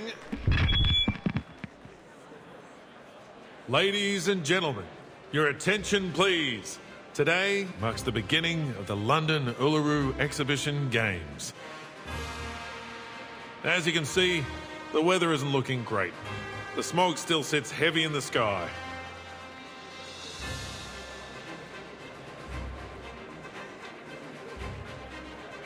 There's no wind, no sunshine, no warmth, and even my brim is soggy from the damp. It's truly miserable out here. On top of that, the stadium's shabby, and we only have a limited number of athletes. To many, these games will be seen as disappointing. However, even without the support of the Foundation, we've managed to rebuild this stadium with nothing but our own hands and determination. I've confirmed that our stadium meets all the standards required by the government, and there's no doubt that it matches the Foundation's too. As for the operation of our games, we've built a reliable team consisting of various Uluru professionals and supporters. They are currently in every corner of the stadium, working their hardest to prepare for the upcoming event. They will be our backbone, supporting the entire games to ensure that everything runs smoothly. As we all come together, I believe the passion of our games will burn as hot as the sacred fire of Uluru itself. So, without further ado, I hereby declare that the London Uluru Exhibition Games have begun!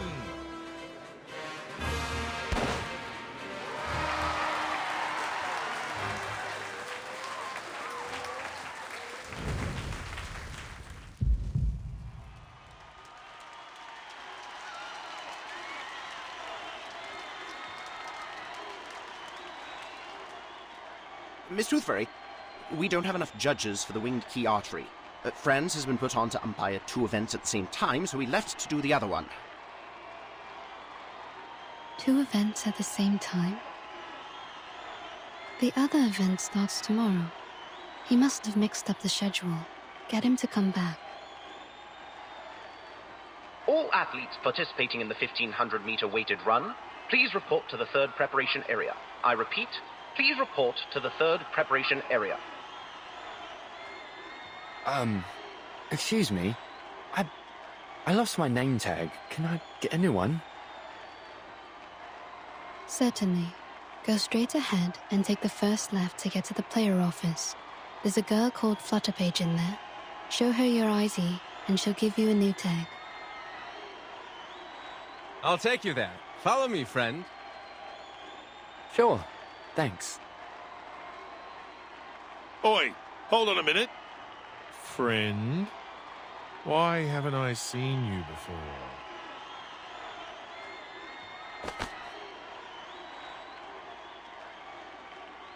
This ID is fake. Security! I'm just a big fan. Please don't kick me out.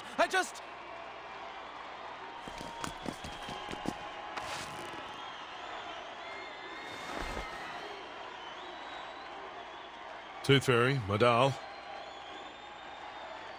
What is it, Head of Security? I've been told that a mate of ours would like to post some flyers in the stadium. We already have a sponsor. I'm afraid you'll have to turn him down. By mate, I mean Arthur.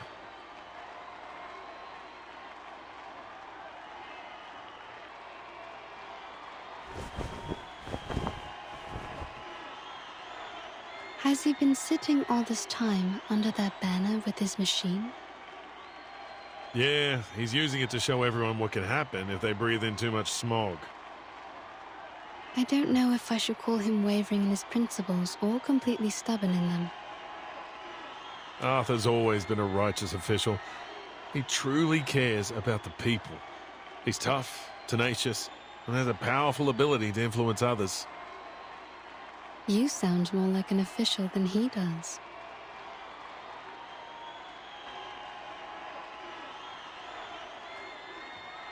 Come on, go for it! First place! Yes! What? No! Thank you! Thank you!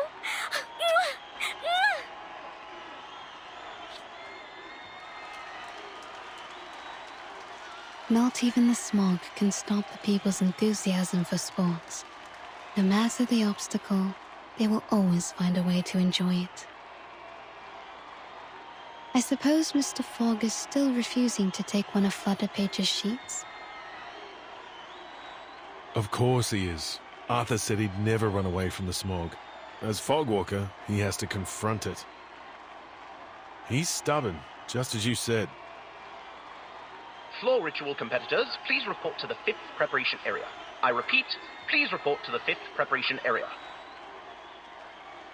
Oh, that's Ms. O'Hagan's event. Yeah. Do you think she'll show up? Miss Toothfairy, Mr. Brimley. Did you hear that? The floor ritual's about to start. But where's Miss Willow?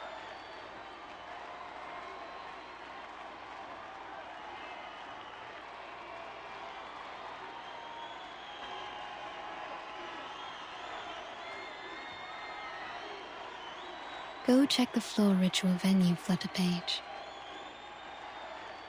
What for? Is Miss Willow there?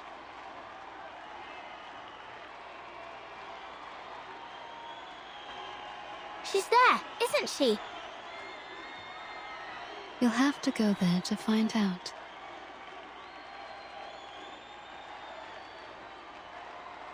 I'll cover for you at the player office.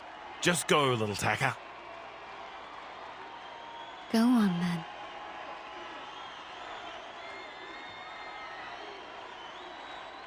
This time, I won't disappoint her. I brought her a real game. No need to climb the tower and hide away anymore. This is real.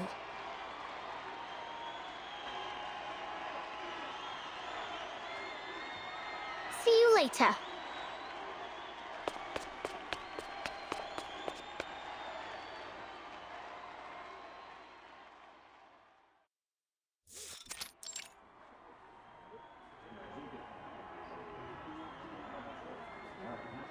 Look at this place.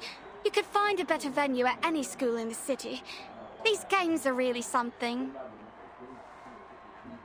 They built it in a matter of days. You can't ask for much.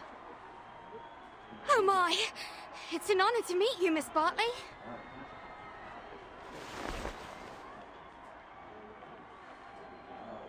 Take care warming up.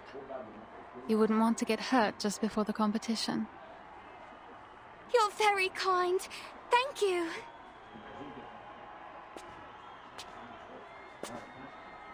Floor ritual competitors, the event will start in 1 minute. Please confirm your numbers as I will be calling you to enter the floor in numerical order. Competitor number 2401, please enter the floor. Competitors 2402 and 2403, please wait in the locker room. Good luck.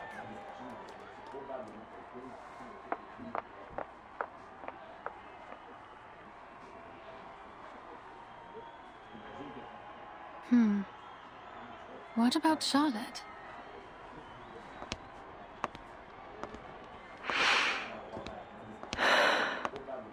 Charlotte, you're here. I knew you wouldn't be able to stay away. You haven't changed a bit.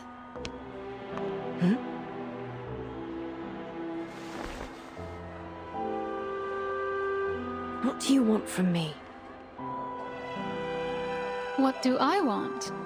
Have you forgotten about the challenge? What's your number? I don't think that's any of your concern. Or are you trying to win over the organizers with a little goody-two-shoes act? The ever-so-helpful competitor turned volunteer, Miss Bartley? Oh, I didn't know you could be so sarcastic. You better get used to it. Really? You mean we'll chat again in the future?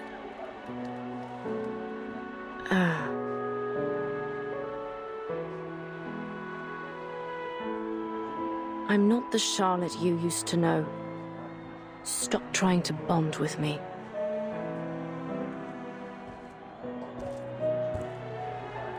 But you are the Charlotte I used to know. You're still that black swan I've always chased after. When I saw your performance, the grace, the beauty of it, it inspired me to become a floor ritualist. But you just disappeared after you became champion. Well, as long as you're back. What's so funny?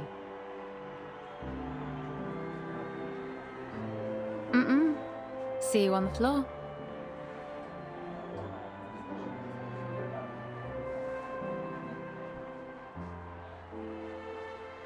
Player number 2406, Caroline Bartley. Please enter the floor.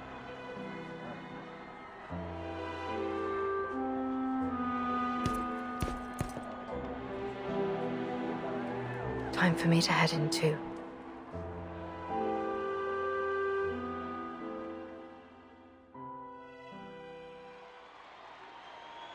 Excuse me.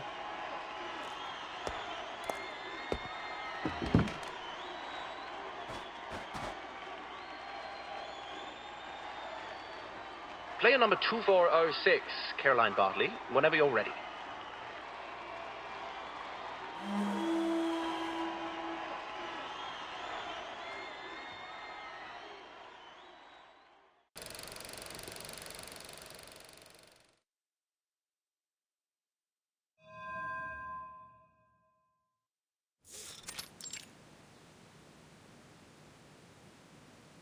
What's this, Miss Raven?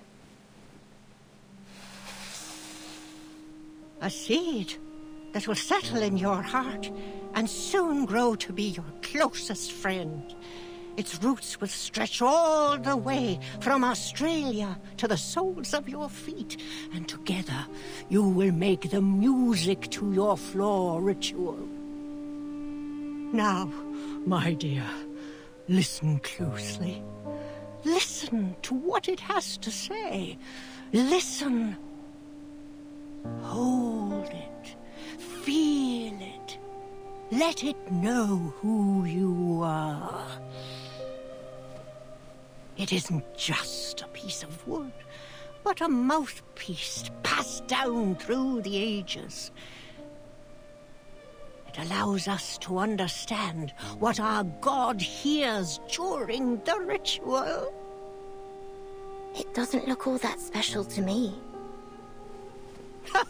Silly girl. If you want it to speak, you must greet it with your arcane skill first. It's the only language it'll understand. All right.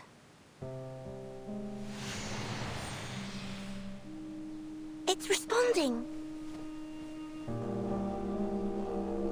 Ugh, that sounds awful.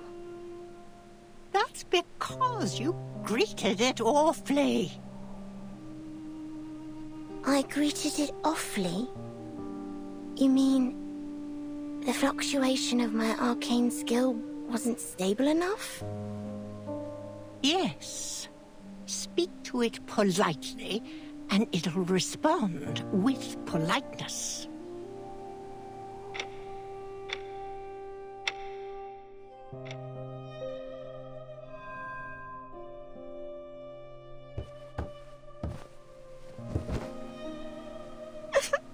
Miss Raven, that hurts. The path of pilgrimage is full of thorns. It offers no shortcuts. You must make your way inch by inch. Otherwise, you'll never reach the Sanctuary of Glory, the place where all the lights gather. And you'll die a nobody. Full of thorns? So, will I be freed from pain if I keep training? Shush. Press your head against your shin, just as the Divine Sun did. Okay. Closer! I want that head tight against your shin. The tighter, the better. Yes, miss.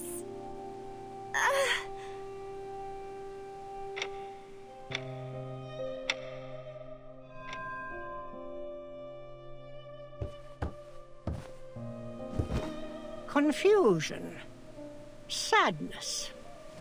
I can see it all over you. My classmates were making fun of me.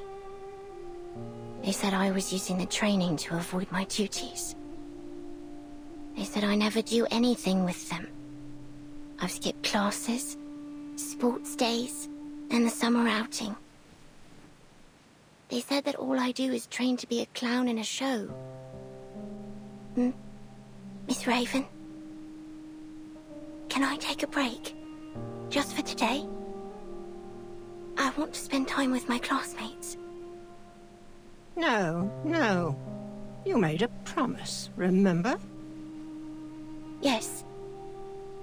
I promised to focus on my training and never slack, no matter what. If I want to be a champion, I need to be able to beat every other floor ritualist in the world. Every tier, every drop of sweat will pave my path to the podium. So, you do remember it. Every word. Our God can only hear the most faithful prayers. Yes, only the most faithful. You must offer everything you have to him. Your heart, your flesh, from here to here.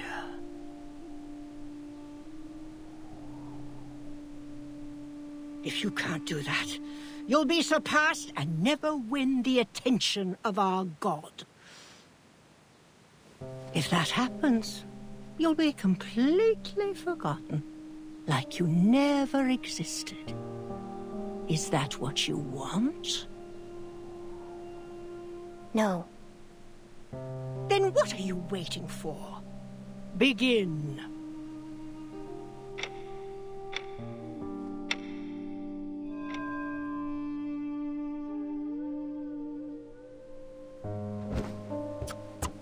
No, not like that.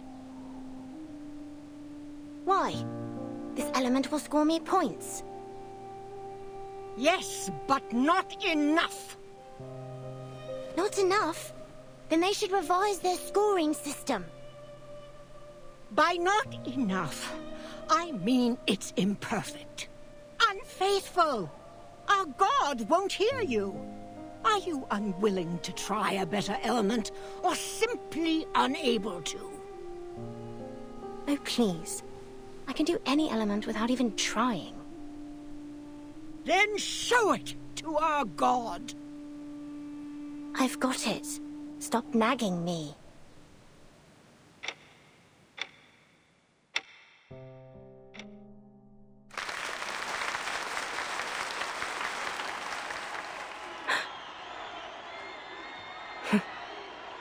I suppose I got carried away. This applause isn't for me. But it should be.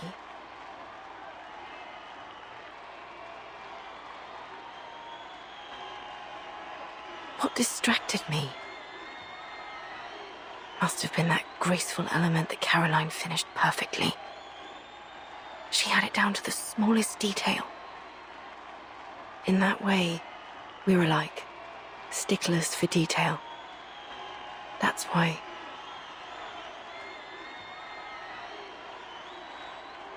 Thank you, everyone. I'm feeling so restless.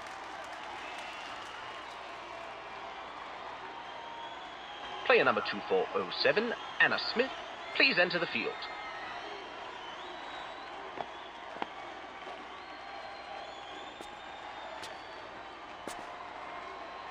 What did you think, Charlotte?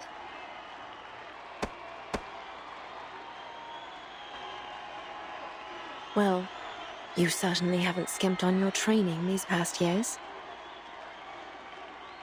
That's it?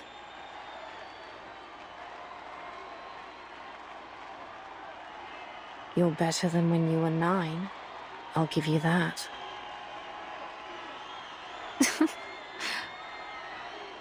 But...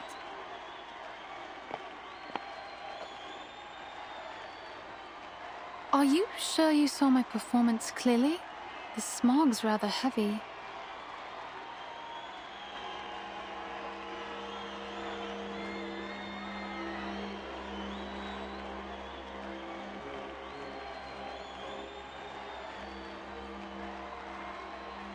Flutter page.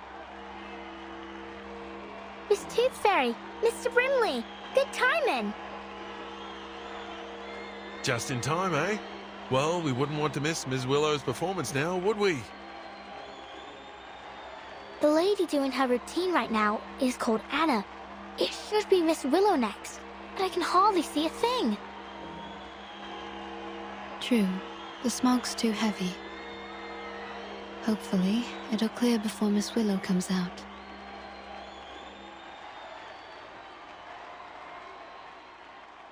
What's wrong?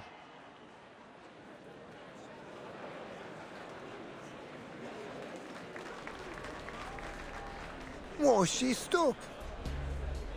I think she's requesting a timeout. A timeout? Is she hurt?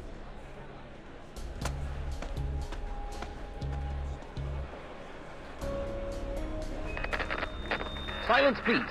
An announcement from the floor ritual judges. Due to force majeure, player number 2407, Anna Smith, requested suspension. After discussion, the judges have decided to suspend the game. Suspended? What about Miss Willow? Will she not get to compete?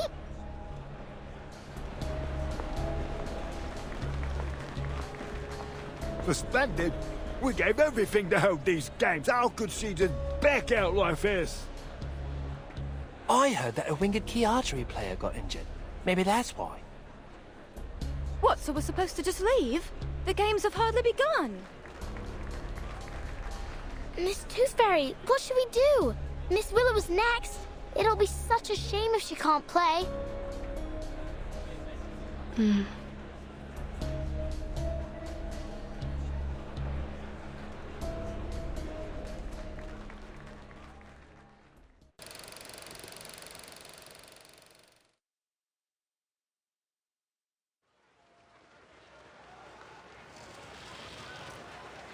Did you hear that? The games have been suspended. Yes.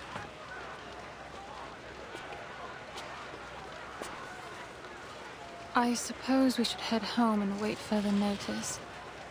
Maybe the games will continue once the smog clears.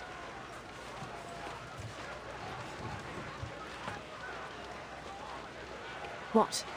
Go home and spit in the faces of everyone who worked so hard to make this happen? Huh?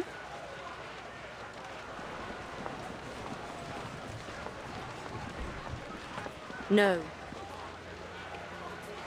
What do you mean, no? I won't wait any longer.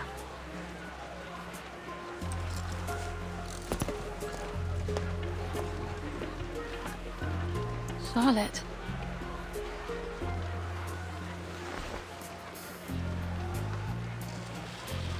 Damn this bloody smog.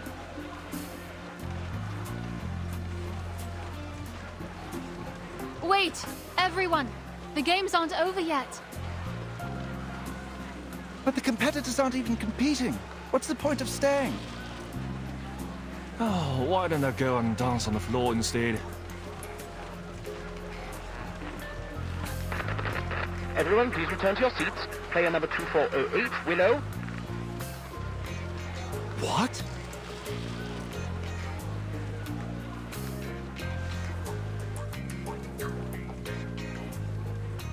I've lived in seclusion for 10 years. Trained alone with nothing but the pain in my leg and my own arrogance.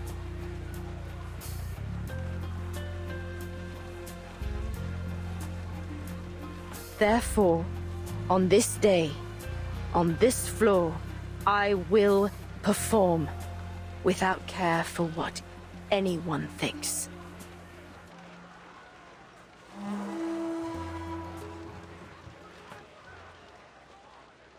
Palest yellow turns to godly light. The sun births shadows, the moon shines bright. Luch, reborn from dark's embrace, I walk your path in sacred space. Life's end is death, but bones to life ascend.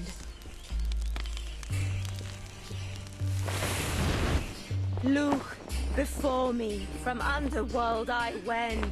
Luch, gaze on me, I rise from shadows dark. Luch, heed me, your power impart, as you are me and I your counterpart.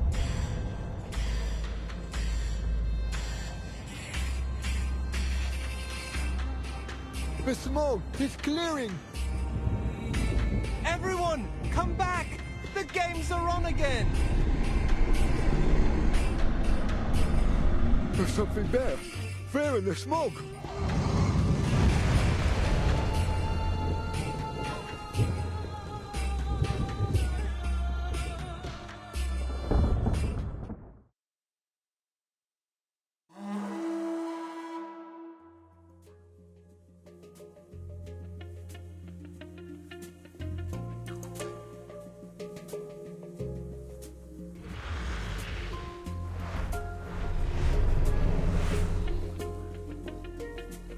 All right, you filthy little thing. It's time you learnt a lesson.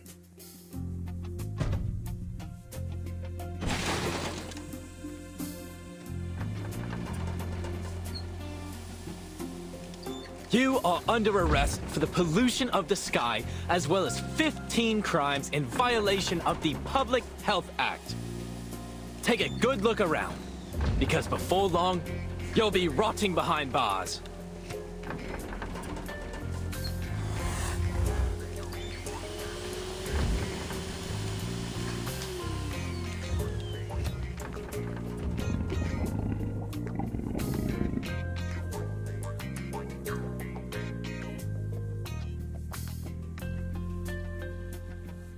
It may be broken, but it's still an air purifier.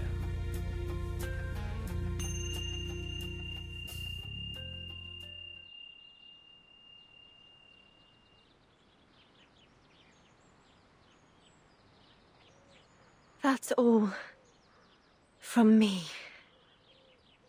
Thank you for watching.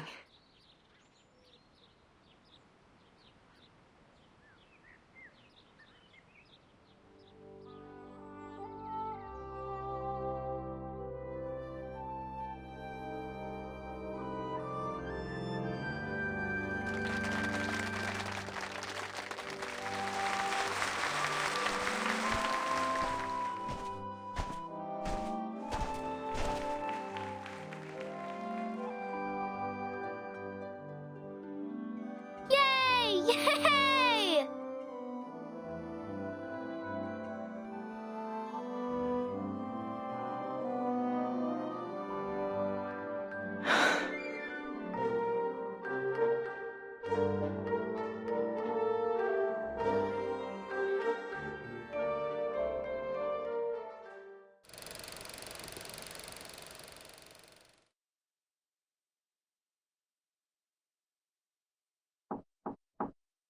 Come in.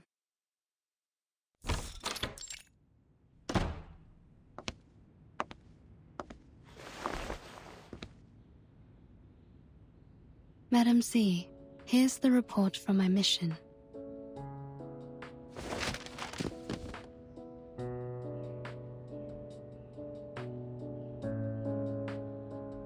It seems you've been busy too.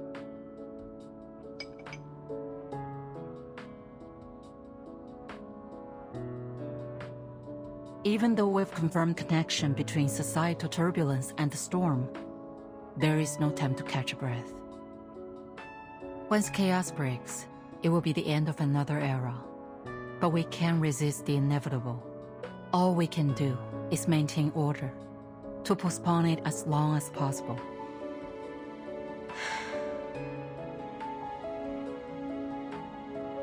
So, any findings in London?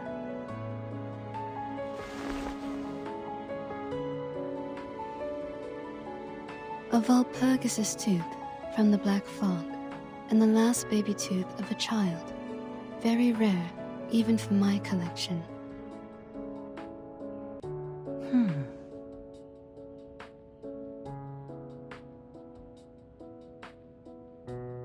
Right. Well, that's good to know.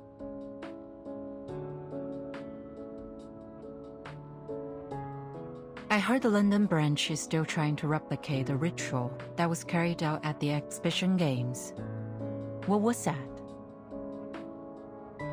It was a coincidence, actually.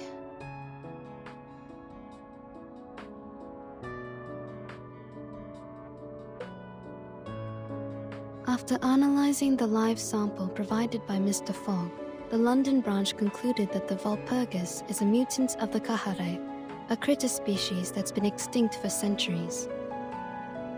Miss Willow lent one of her heirlooms to the London branch after the games, a book that details an ancient ritual meant to worship the god of the sun. This is the ritual she performed on the floor.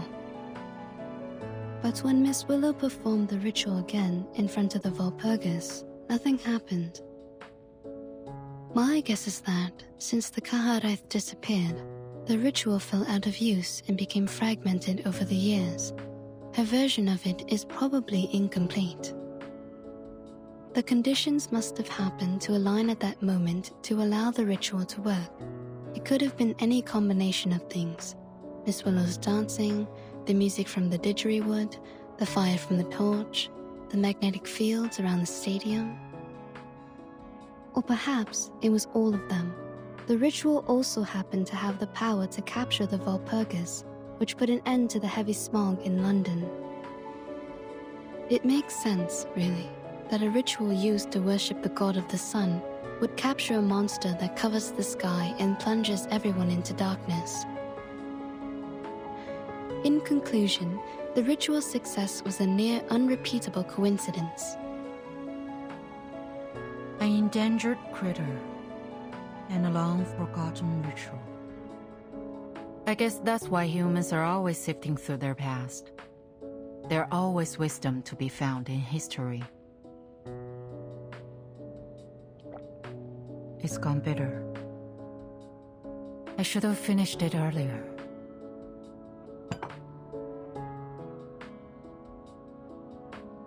By the way, I've approved your vacation request. No one should disturb you this time. Thank you. Have a good day.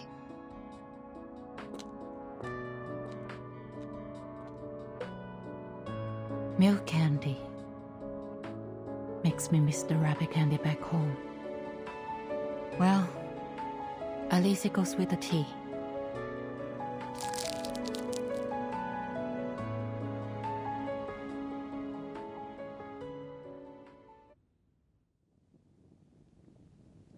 Miss Willow, I got it!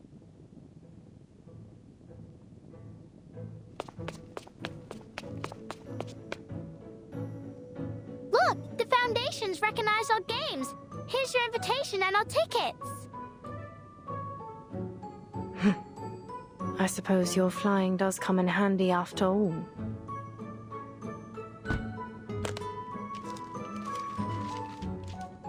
Are you done packing?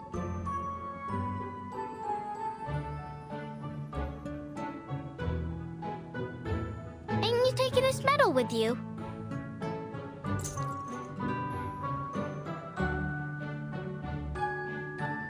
No. This is proof enough.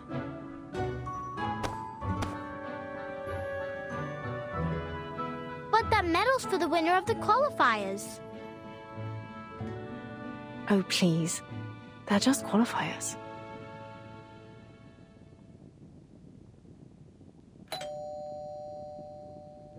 Who's that, I wonder?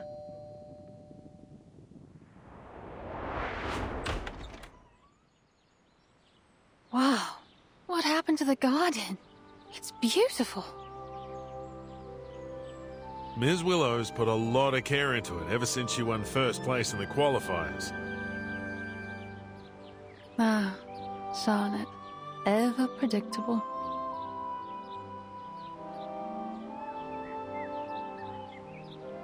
What are you doing here?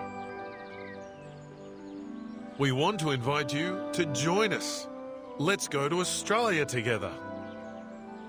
With Caroline too? For your information, Charlotte, the top 3 athletes all qualify for the finals. And besides, I might have beaten you if you weren't so lucky as to capture that Walpurgis. By the way, the ship we're taking is owned by the Bartley family.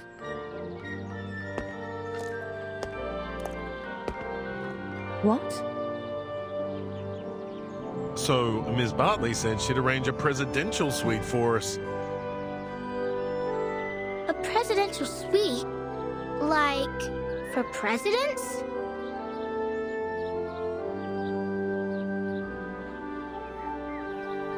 It seems we'll be spending quite some time together in the coming weeks.